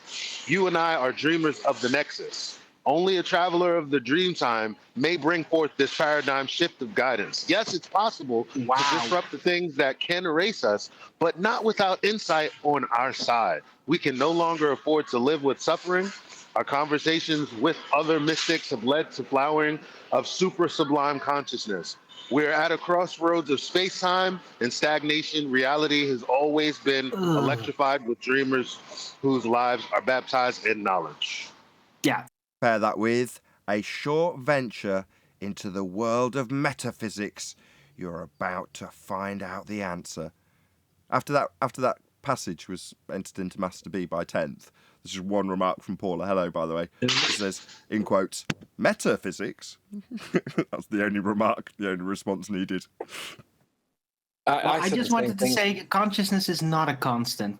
So that's just wrong. No matter what you put around it, it's not a constant. Done. Wrong. I use the colloquialism for the word metaphysics, also known as the word bullshit. They are both the same thing. Arwin, the point was it's a new age bullshit meter. And that was the point. We put space-time in there too. That's and hilarious. Rejuvenation. So while I appreciate that life goes on, birth and rebirth, etc., rejuvenation? That sounds like a violation of entropy to me.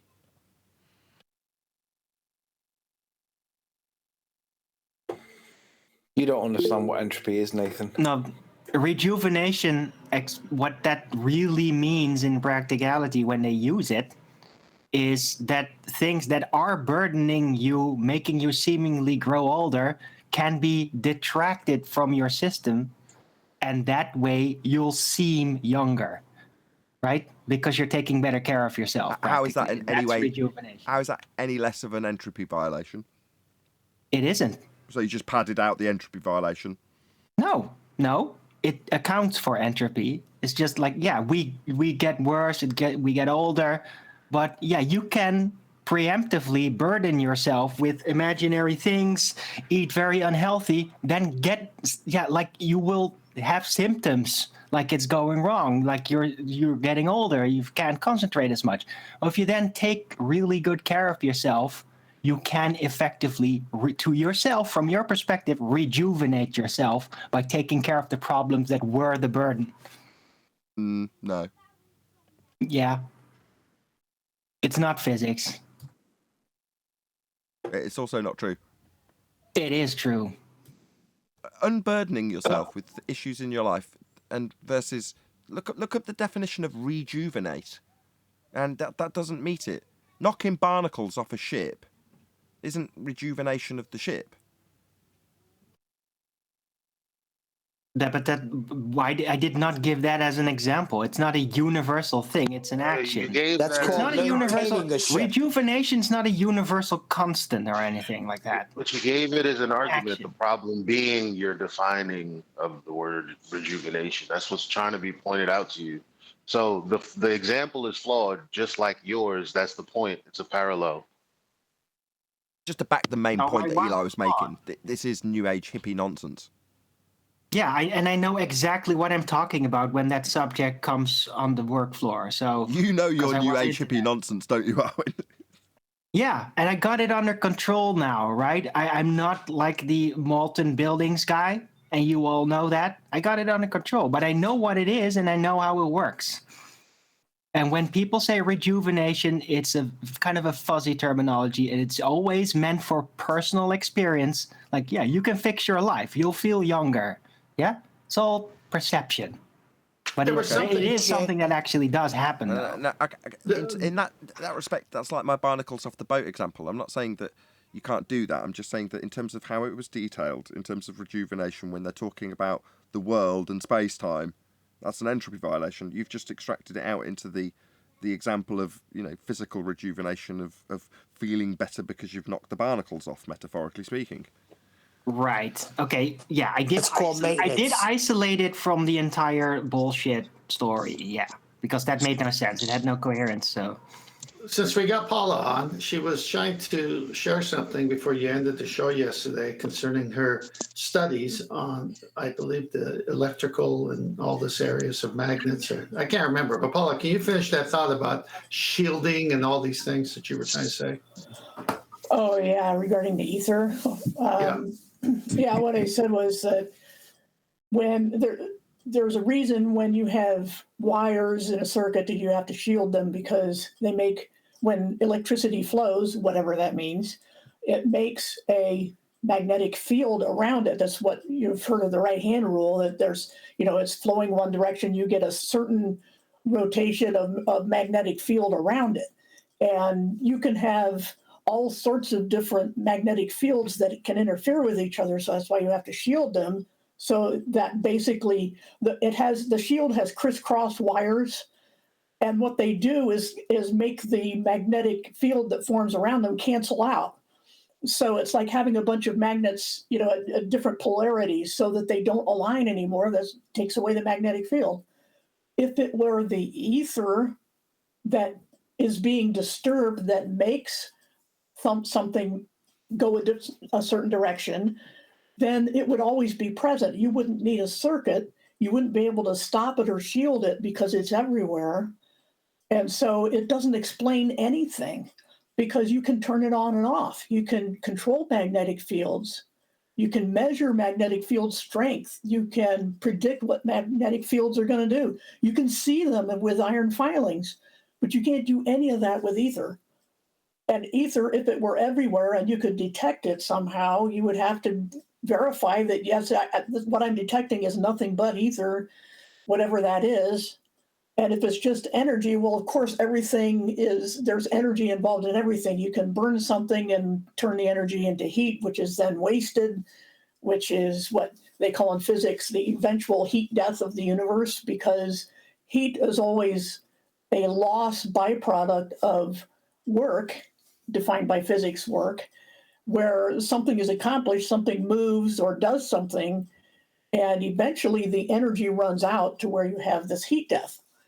Well, if it's the ether that there's this giant energy field, then it too would have to weaken, and it wouldn't matter what you did in it. It's just, as long as something happens, the ether will get weaker and weaker. And so if it exists, you have to be able to measure that this weakening is happening. And it doesn't. I mean, how would anybody prove it? Because, yeah, because electricity doesn't even flow unless there's a path. Even lightning going through air looks for the path of least resistance, and it can meander all over the place looking for that. And yet, if it were ether, the whole sky would light up, not just at a bolt. It would be more like a sheet or a block. So ether has the very big burden of proof on it. Right. And as you said, you have to isolate it, like prove that there's more ether there or less ether, or simply show me where the effects you attribute to ether actually no longer happen because there's no ether there, right? That would sort of be a start. But yeah, then you have to first know what it is, and not just, oh, look, this is the effect and I attribute it to ether. No, what is the ether? Then nullify it, make it go away, become less, and prove that is happening by something being affected by it changing. And then you have a lead. Can I just ask Paula something? Maybe I'm reading too much into this, but from what you've just described, you would postulate that if there was such a thing that they presuppose, ether, and it was to sit in nature like everything else does, then there would have to be a decay, and that decay would be measurable. The fact that their presupposition has no decay to measure would ultimately make it a first law of thermodynamics violation. Right. And it essentially makes it supernatural. If it doesn't decay, then it must not be of the natural realm, because, like you said, the laws of thermodynamics state that everything runs down. And so it would have to be supernatural, which basically they're calling it God. Right. Enter counter space. This is all lining up. So it's information. It's layer upon layer upon layer of nonsense. One contradiction comes for your incorrect presuppositional assertion, so you layer on another layer of nonsense. Well, if it can't be permeating the physical realm and obey natural law, well, let's take it to the supernatural and call it counterspace. Right, because you can't examine it. You can't isolate it. I can isolate a magnetic field, but I can't isolate something called ether. And there's no necessary antecedent that ether supplies. I mean, you don't have it as a necessary antecedent. The only reason, like we do with anything else that with pressure, gas pressure in a container, you have to have a container. It's in the gas laws. It's what we observe. You don't have pressure without a container. Therefore, there must be one. Even if we can't examine it ourselves, it has to be there.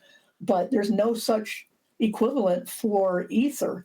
Everything, every individual phenomenon, such as a magnetic field, is something we can control like an independent variable, and it doesn't extend everywhere at once. We know the limits of this field when we make it. So it's just a thought experiment, and not even really that with the counter space thing. It's pure imagination trying to explain something that doesn't work in the math, just the way they do with dark matter, or what do they call it, quantum something or other, that is just Quantum a fancy locking? name for ether. Huh? Quantum locking? No. Quantum tunneling? No, I'm thinking of, well, there's a quantum something equivalent is basically ether or dark matter. They're all the same words for the same Quantum thing. foam. Quantum foam. Oh, God. Quantum foaming at the mouth. So just it's all imagination. I try to sum up what Paul has just said. They're substituting what they believe incorrectly is antecedent consequent relationship, where they just make the question that the underlying requirement to have an electromagnetic field is the ether. Therefore, they're examining the electromagnetic field to see the evidence of the unevidenceable, if that is even a word. So, yeah, they're taking what isn't an antecedent consequent relationship. There is no antecedent consequent relationship between EM fields and ether. But if you assume that there is, you can then move forward in examining them. And every time there's a problem or contradiction that comes with your presupposition, you just add on another layer.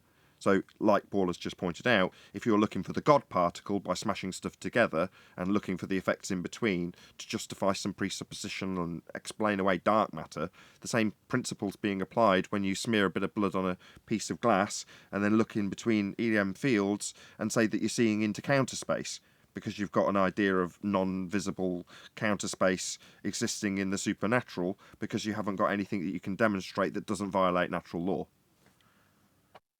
By the way, if I may, you can't really attribute ether to something supernatural either, because supernatural is technically provable, right? That's why it has its own category. So, I mean, you can prove supernatural things. Ether, however, is always ever presupposed, right? You have to still vary and manipulate the supernatural thing in order to establish that it is actual. Correct, exactly. So you can vary and manipulate a causal attribution, i.e. you can turn something supernatural into an independent variable and have control over it. So in the case of information, a supernatural thing, you can control that, and it is causally ascribed in the double slit experiment. What is the cause in the double slit experiment? Knowledge of which path. Something that you can vary, something that you can control, something that is variable and manipulatable by you, the researcher. It's also real. Information, nobody's going to deny that that's a real thing. It's effectively a substance. Not non-physical, supernatural, still capable of being varied. But does that make ether comparable with information? Absolutely not. Well, aren't they basically calling it the first cause? Oh, a way of that terminology, first cause, might as well be exactly that. It's the, this is a antecedent consequent relationship. You couldn't have all of these affect literally everything in the known existence because it's the first cause of everything. Yeah, ether is the thing that holds the fabric of the universe together, guys. Without it, nothing can exist. So we should congratulate the Boboverse over there with proving God. Exactly. Well, the thing about it is that they want to basically, they can never show us anything that is an effect of ether. They can just kind of say everything is ether, and make it. They're basically making it something divine.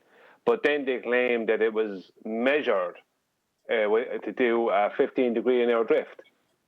That's due to ether, isn't it? The 15-degree an hour drift that they said with interferometry. That was the original claim to be null. It's an ether. Am I correct in calling it an ether drag test? Ether drift? Ether drag. But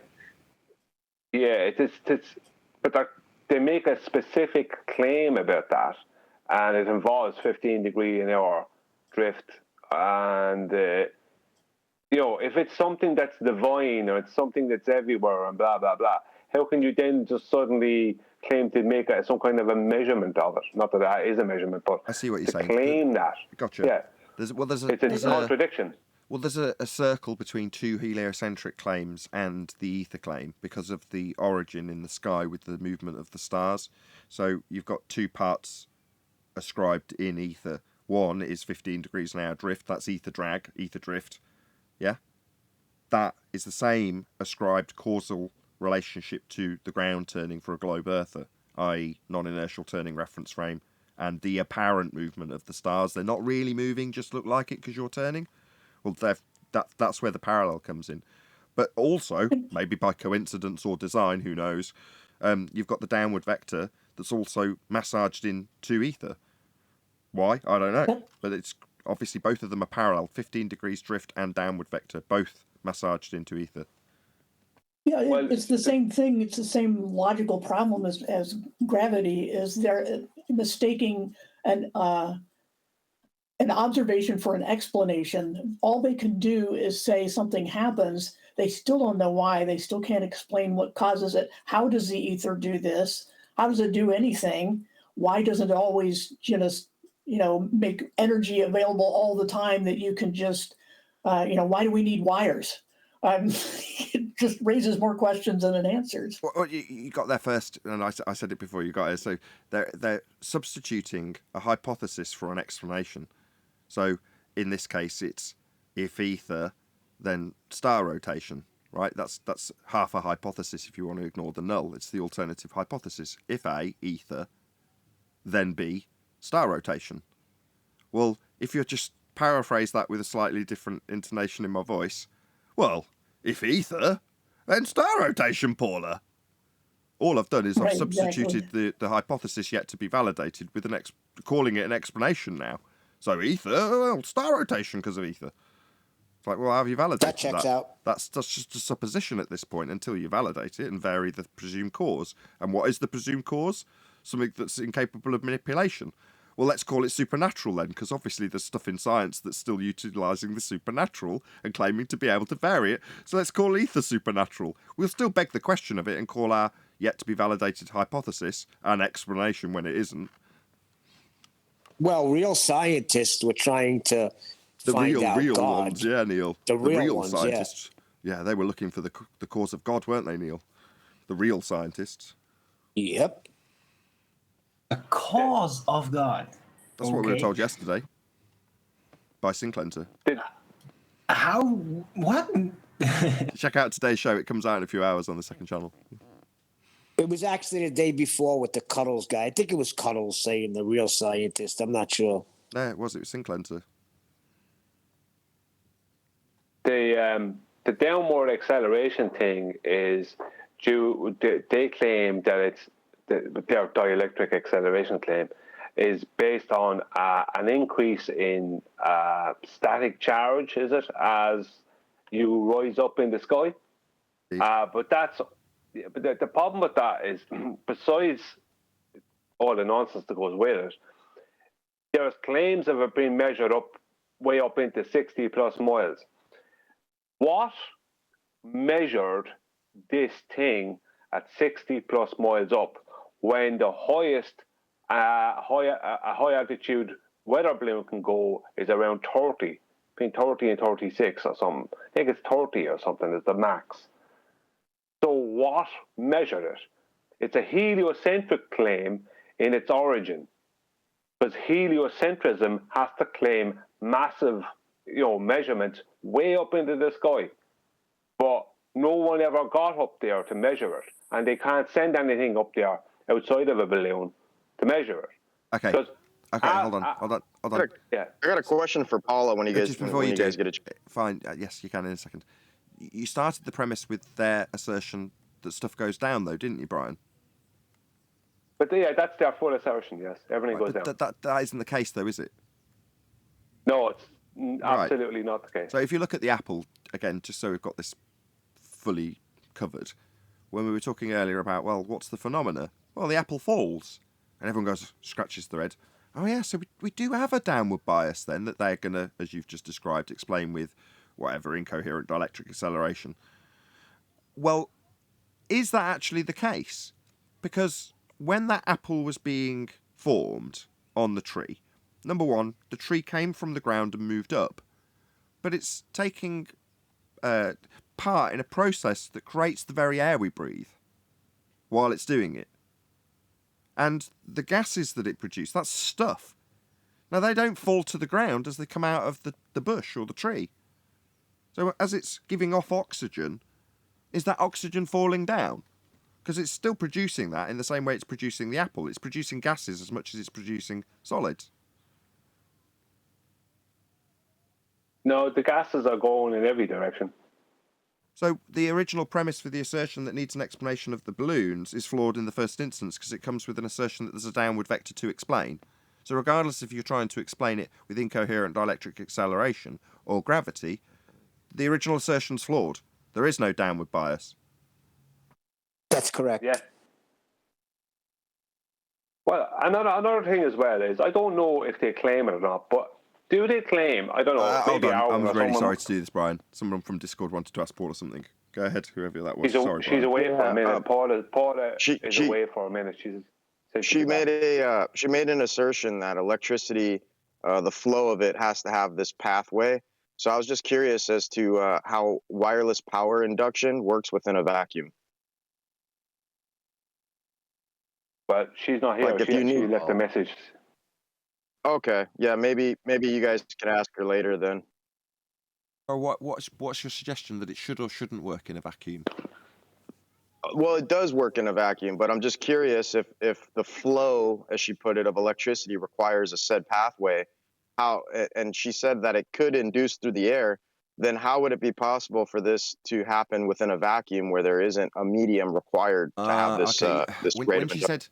When she said pathway, she actually said path of least resistance, and you're misconstruing a path with a pathway, as in just because something has a directionality of travel, like lightning from the sky to the ground, doesn't mean there's a physical path that it has to travel through, i.e. the air isn't necessarily the conduit. It's not the stone path that you'd walk on. It doesn't necessarily require that. She just said path of least resistance. Okay, fair enough. But maybe you can restate the question later if she comes back or something and see what she has to say. If I remember it, I'll repackage it as best as I can. How's that? Thank you. Go on, Neil. just to get... Brian, sorry. Yeah, thank you. I just wanted to ask the question. Maybe someone in Discord can answer. Is ether, the claim of ether, is that claim to permeate through water? Let's just say, so like the oceans and the lakes, or is it something that is purely above water level? What is the claim involving it there? I'm going to answer that. Yeah, go on. I guess the claim is that ether is everywhere terrestrially. The only place it isn't would be outer space, because that's not a divergent magnetic field or a terminal for discharge. So it's in water then. Yes, the claim is that ether is in water. It's everywhere. Yeah. Everywhere, everything. Yes. It's yeah. And what does it do in water? Does anyone know what it's supposed to do in water? I mean, it's the thing that gives physicality to everything in existence, essentially. So it's like I called it, the underlying structure of all phenomena. The cause of water and waves, Brian. Well, is ether within the claim of ether? Isn't ether supposed to be the reason why light permeates, through the air and through everything? Is that not correct? Did you say medium light? for light to exist in? Yeah, is it not claimed to be the medium for light to exist in? Like in a vacuum, you still have light. Light's of visible light is within ether. Yeah. Visible light. But isn't the claim that ether is supposed to be the medium that allows light to permeate?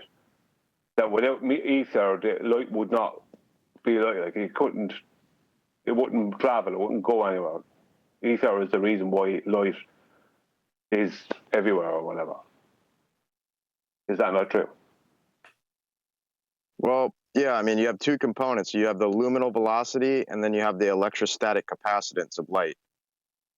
So if you look at like the Tesla coil or Chernikov radiation, this all exists at rates of induction, or what you would call speeds, that are much faster than C. And this is why Steinmetz said that C is the relationship between luminal velocity and electrostatic capacitance. All assumed velocity, in fact, is actually the rate of induction of the medium against the ether hysteresis. So contrary to the minds of most, in both, it's not fixed. And countless examples, like I just gave you, pertaining to the Tesla coil and Chernikov radiation. Yeah, well, I'll get back to the C part in a second, but the way water, light will only permeate so far through water.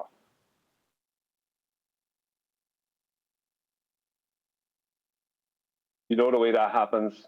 The deeper the water, the less light will reach it. How does that work? It's always proportional to the medium in which the disturbance is manifesting. So it's the medium is the reason why light is not getting. Yeah, the refractive index of an EMR circuit of power is proportional to its frequency. But I thought ether was the medium. Yeah. See, this is the thing. You see, if ether is the medium that light permeates, allows light to permeate through, and ether is heavier and in all the oceans, then there should be no reason why the light should not reach the bottom of the Mariana Trench.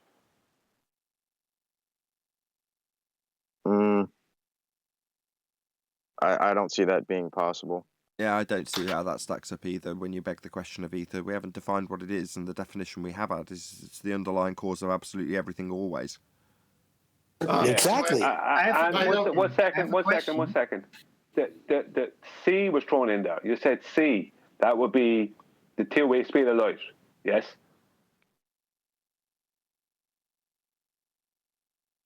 Was that? You used the term C, referring to the two-way speed of light.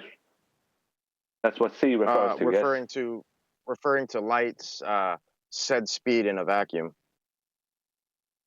Yeah, but how does that fit in with the ether claim? So if something is potential energy of two said particles, as in Newman's theory, how are we to conceive of this energy existing in a point of space, coinciding with neither one particle nor the other? In fact, whenever energy is transmitted from one body to another in time, there must be a medium or substance in which the energy exists after it leaves one body before it reaches another. For energy, as Torselli remarked, it's the quintessence of so subtle a nature that it cannot be contained in any vessel except in the inmost substance of a thing. And that comes from James Clerk Maxwell's treatise on electricity and magnetism in Volume 2. Yeah, but it's could you be more specific about how that C? It's inconceivable that innate matter should, without mediation of something else, which is not material, operate upon and affect another matter without mutual contact. Yeah, that's Isaac Newton. Could you? Yeah, but you know C. What I asked you about. Sorry, Why? Anthony. 1 second, please. I'm going somewhere. You know C. That was referred to. How does C, which is the two-way speed of light claim, how does C connect in any way to the ether claim? How does C fit in with ether? Because instantaneous action at a distance is actually, I think it's 20 times faster than C, as they've tested and discovered. Stop. Hold on. Sorry, that's confused me. I was following along reasonably well until you said that. Something that is 20 times faster than instantaneous. That makes no sense. No. But C is not instantaneous. C's not instantaneous, but this is. But see, this is why I'm asking about C. But is C part of the ether claim, or does ether take C into account? Like, is it agreed upon within by those who believe in ether that C is correct, that the speed of light is correct, moves at a constant speed through a vacuum of at 671 million miles per hour. That's the miles per hour of C.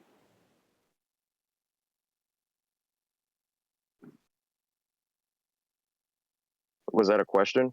Yeah, he's asking, is C, or the speed of light, conducive with ether belief? Well, we don't believe that light has a speed. Speeds always assumes that to any being that X is moving from point A to point B, but light's not moving whatsoever. It's both impossible, and to assume as much breaks the law of conservation of energy and countless observations of luminal interactions. All assumed velocity is in fact actually the rate of induction of the medium against the ether hysteresis. Yeah, but you mentioned C a couple of times earlier on. You mentioned C, and that's why I asked you about C, because you did bring the term C into what you were saying. Mm-hmm. Yeah, I'm trying to explain to you that this rate of induction is instantaneous action at a distance without any sort of lag. You've just done it again. I'm really sorry. If it's got a rate, it's not instantaneous. Correct. Yeah, and you did say that something. You did say it was 20 at one point. You said something was 20 times faster than C. Yeah, that's what I said last time. This makes no sense. But he wasn't stating the instantaneous at that point. Well, I'm referring to like so-called scalar waves, which ironically contain no wave phenomena. Also, Tesla's death ray. These are all high stop 1 voltage. second. What was the first one? I didn't quite catch that. Said scalar wave. What's that? This is instantaneous action at a distance.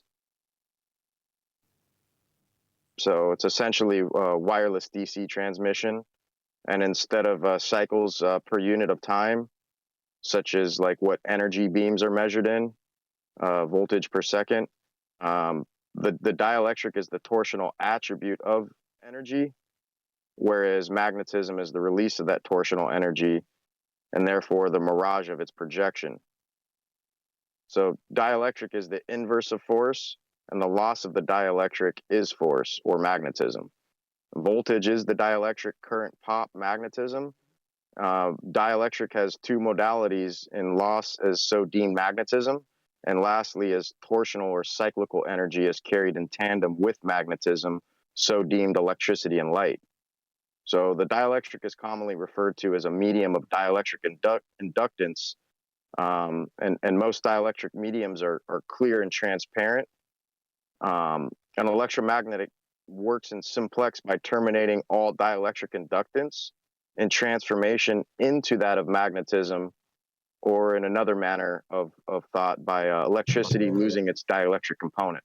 Okay, my question was what wave? And then you said it is ether. Or instantaneous action at a distance. What wave? You gave it a title. Scalar wave. Yeah, what's that? You said your response was, that's instantaneous action at a distance. Correct. So the wave is how is a wave instantaneous action? This makes no sense either. No. I said ironically it contains no wave function at all. It's just for whatever reason, I guess that was the name they gave it, but a little unintuitive. Yeah. But okay, yeah, but words have meanings. So why is it being called a wave? What part of it is wave-like? If it's not a probability distribution, why is it being called a wave? What is it? Yeah. Well, it's a transverse propagation instead of a longitudinal propagation, in which there's no lossiness of the electric component. Hold on. Are we still talking about light? A transverse propagation? If it's propagating, how can it be instantaneous? Because it's traveling through the underlying medium which everything's permeated from. Traveling. So this hold on. Like, you're contradicting yourself. Literally, I listened to what you said to Brian. You said it doesn't travel. Very specifically, you said that. Now you're giving me how it... Stop. I'm summarising what you've said. You don't need to interrupt me. You very specifically said it does not have a journey. I listened. Now you're telling me about the journey through the medium. Those two things are in contrast and contradiction of one another. Do you understand? I have to say that it doesn't make sense with the water claim. Hold on, Brian.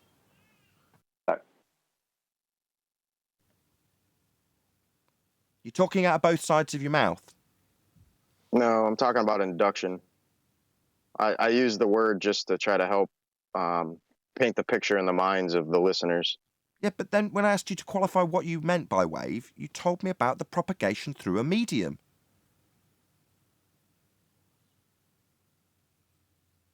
Hello?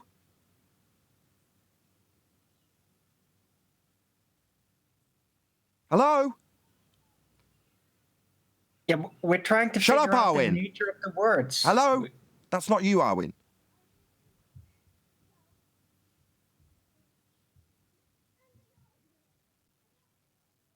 Hello? You're talking out of both sides of your mouth. You're just not understanding, man. Don't fucking ad hom me. And everybody in G+, right, I'm going to say this once. Put yourselves on mute. Right now. Thank you. I've just pointed out a contradiction in what you've said. I've listened closely. I haven't interrupted you. Now I've pointed out... Do you want me to do it again? Do you want me to point out the contradiction again? No, I heard you, but again, I cleared that up. You just refusing to accept it. No, you didn't. You went into technobabble for about 2 straight minutes. And then I brought you back with the very simple question of what wave, and you went on to detail it. The propagation through a medium, you said. No journey, you also said. That's a contradiction, I said. Then I said, hello, and there was a long stony silence, and you telling me that your diatribe of 2 minutes of technobabble was actually an explanation for this contradiction. No, it wasn't. Okay, so now I've overcome that crap that you've just spurted out. So are you going to explain this contradiction or not? I have. You just kind of missed the point, I guess. So, no. I didn't miss any point. I summarised the fucking point. That's an ad hominem attack. Anybody in the panel not understand my summary of what he's just done and how it's a contradiction because he's telling me I just don't understand? I do understand. I've just summarised it twice. Don't ad hom me for the 3rd time. Just explain the contradiction.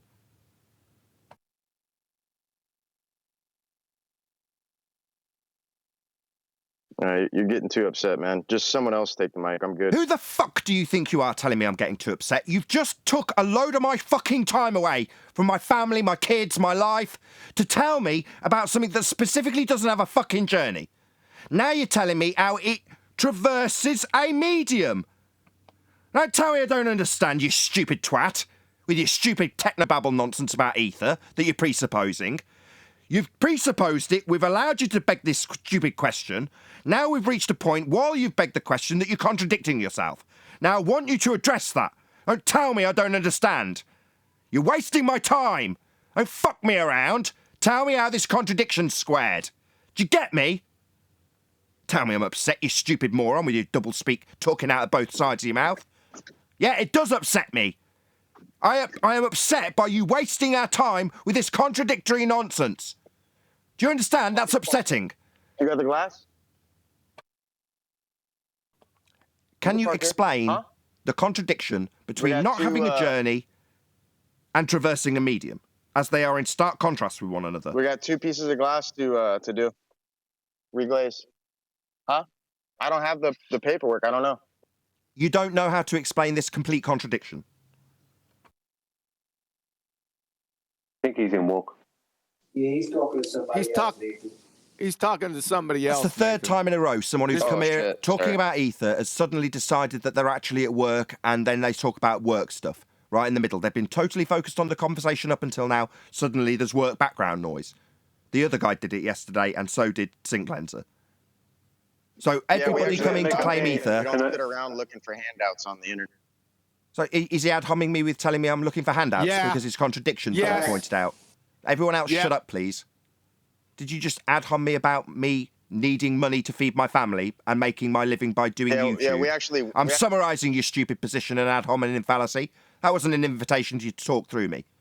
What I've done is I've taken your stupid, shit, misapprehension about what the fuck ether is, undefined nonsense, listened to your techno-babble in lieu of spending time with my family, that I feed by doing this, asking for handouts. I get supported for humiliating idiots who claim contradictory nonsense.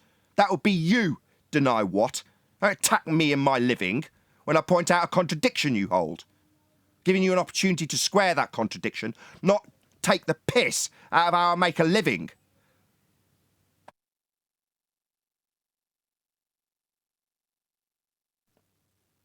We're waiting for you to square the contradiction.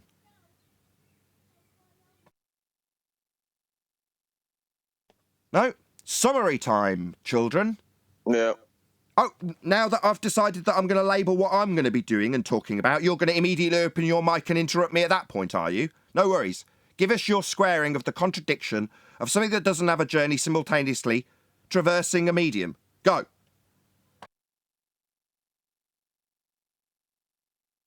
Yeah, I already explained all that, Nathan. No, you fucking didn't.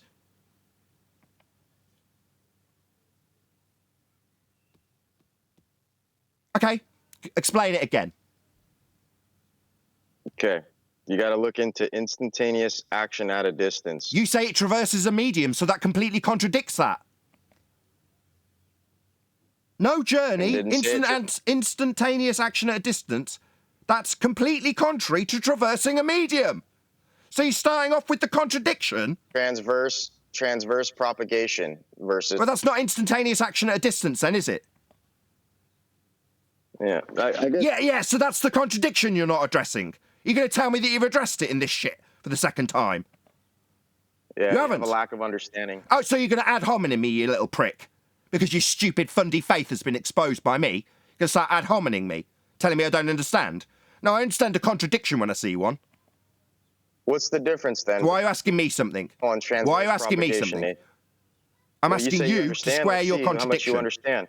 So it's ad hom, non-stop rumpusing started. You notice how when you were talking with your techno-babble, nobody fucking interrupted you. You got unimpeached airwaves. Nobody talked through you. Now that I'm ripping apart your nonsense and pointing out the contradiction, you're continually interrupting and telling me that you've already explained it. And then when you go into explaining it, you start by saying that there's instantaneous action at a distance, also described by you as light having no journey. Well, then it's not traversing a medium with a rate. That's a contradiction. I gave you several examples. You failed to look into it. I told you Chernikov radiation. There's also Tesla's death coil. death ray, whatever you want to call it. I let's mean, take these are Tesla's all death things coil. that No worries. exist that No you worries. can look No into, worries. but you refuse to. I heard you. You refuse to. I heard you. Tesla's death ray. Explain to me how Tesla's death ray squares the problem of your description of light traversing a medium and simultaneously having no journey and being instantaneous. Explain how Tesla's death ray will square that circle, please. Oh, you'd have to look into it. I'd have to look into it and do it for you, would I, you fucking retard? You get hung up. Yeah, I'd have to do it for him. Because he can't fucking do it, he's a retard. Out here claiming ether like all the other retards that claim ether. You're all retards, and when we point out that you're retards, you tell me that I better go away and research it and prove it for you? So what, the same as the shit the guys yesterday pulled? Burden of proof reversal fallacy? I better go away and research this shit you can't overcome? No, fuckwit! You told me that you'd overcome it with Tesla's death ray, and when I ask you how, you tell me I'm going to do it for you? No! I will humiliate your stupid contradictory nonsense for an audience that now understands how contradictory it is, and how Tesla's death ray definitely doesn't overcome this, you stupid idiot!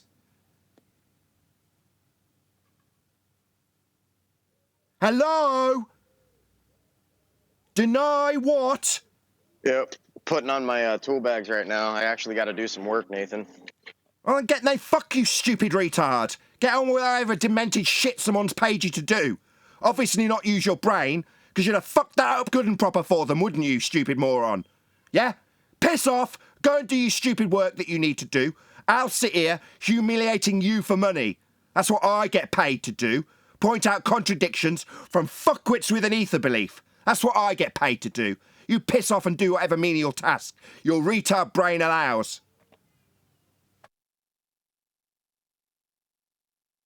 So, I'll give the conclusion, he rumpused. The conclusion is, ether is a presupposition that has absolutely no physical evidence whatsoever and a load of contradictory technobabble to try to justify its existence when looking at phenomena that isn't ether. I perceive that it was just nothing more than sophistry.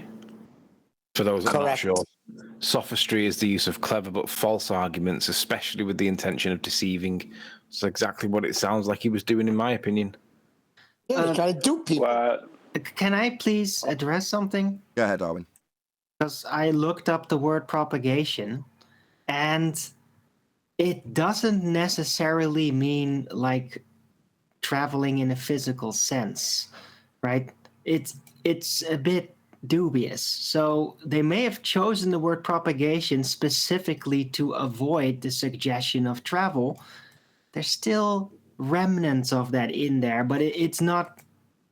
Yeah, it's not specifically about moving. Just saying, I'm presenting it until they specifically ascribe a medium for it to travel through. That would be ether. Then they've got it traveling through it, Arwin, like the guy just did. I agree. Yeah. If you say with travel, but when you use the word propagation specifically, it kind of avoids the implication of the word travel. That's what I'm trying to clarify. Oh, well, happy days. No travel, no medium required to beg the question of then, Arwin. We don't need to assume any medium for this light to quote-unquote travel through then, do we? You're correct. So therefore, if no travel because propagation, weasel word, no medium needed anymore. There was a couple of things that's why I asked him about the water. If ether is allowing light to propagate and ether is in everything, then there's no reason why the end of the bottom of the Mariana Trench is dark. Shouldn't be dark, should be bright, right? If the sun is out, it should be bright, right? But the thing about it is that he brought in the term C, and I asked him 2 or 3 times, where does C fit in? Because he brought it in, and he mentioned it, I think, 3 times within one whatever one babble he went on with, and he wouldn't go back to it. His explanations when I asked him about it, he kept on more techno babble, more sophistry, as Anthony correctly said. He didn't mention the term C in the 2 or 3 times when I asked him to show me where C fits in. And then he started claiming that it's instantaneous, while also talking about the speed of light in a vacuum, and then talking about, when I mentioned water, he talked about a medium, right, which is totally contradictory to his instantaneous claim. But Einstein was a supporter of the ether. Einstein was also a solid supporter of his own Einstein's convention, also known as the two-way speed of light, also known as C. So Einstein contradicts what he's saying. He contradicts what he's saying. He just rattles off a lot of kind of fancy terminology, knowing that it, like, if you'd have to write it down and start looking up each word and what word, I guarantee you, even within a sentence, he's contradicting himself. There's absolutely nothing there that you could call any kind of evidence for anything. Well, we can do that also. And we have. Adam did it. We did it when we had a whole string of definitions, whole load of sophist bombardment on a slide. And we did. We just went through it each word by word. And yeah, as you say, Brian, each word contradicted the last when you actually pull apart the technobabble, sophistry, as Anthony calls it. But anyway, I'm going to round out the show on that note. So with that, I'm going to say, first and foremost, a huge, massive, enormous thank you to both Discord and G+ panels for making today's after show possible. And, of course, a massive thank you to all of you in either Nathan Oakley 1980 or Nathan Oakley Programming Streams for hopefully smashing the super chat, liking, commenting, sharing, subscribing, joining as a Nathan Oakley 1980 channel member, hitting the PayPal link and all that good stuff. I've been Nathan Oakley, and I will see you all in the next video.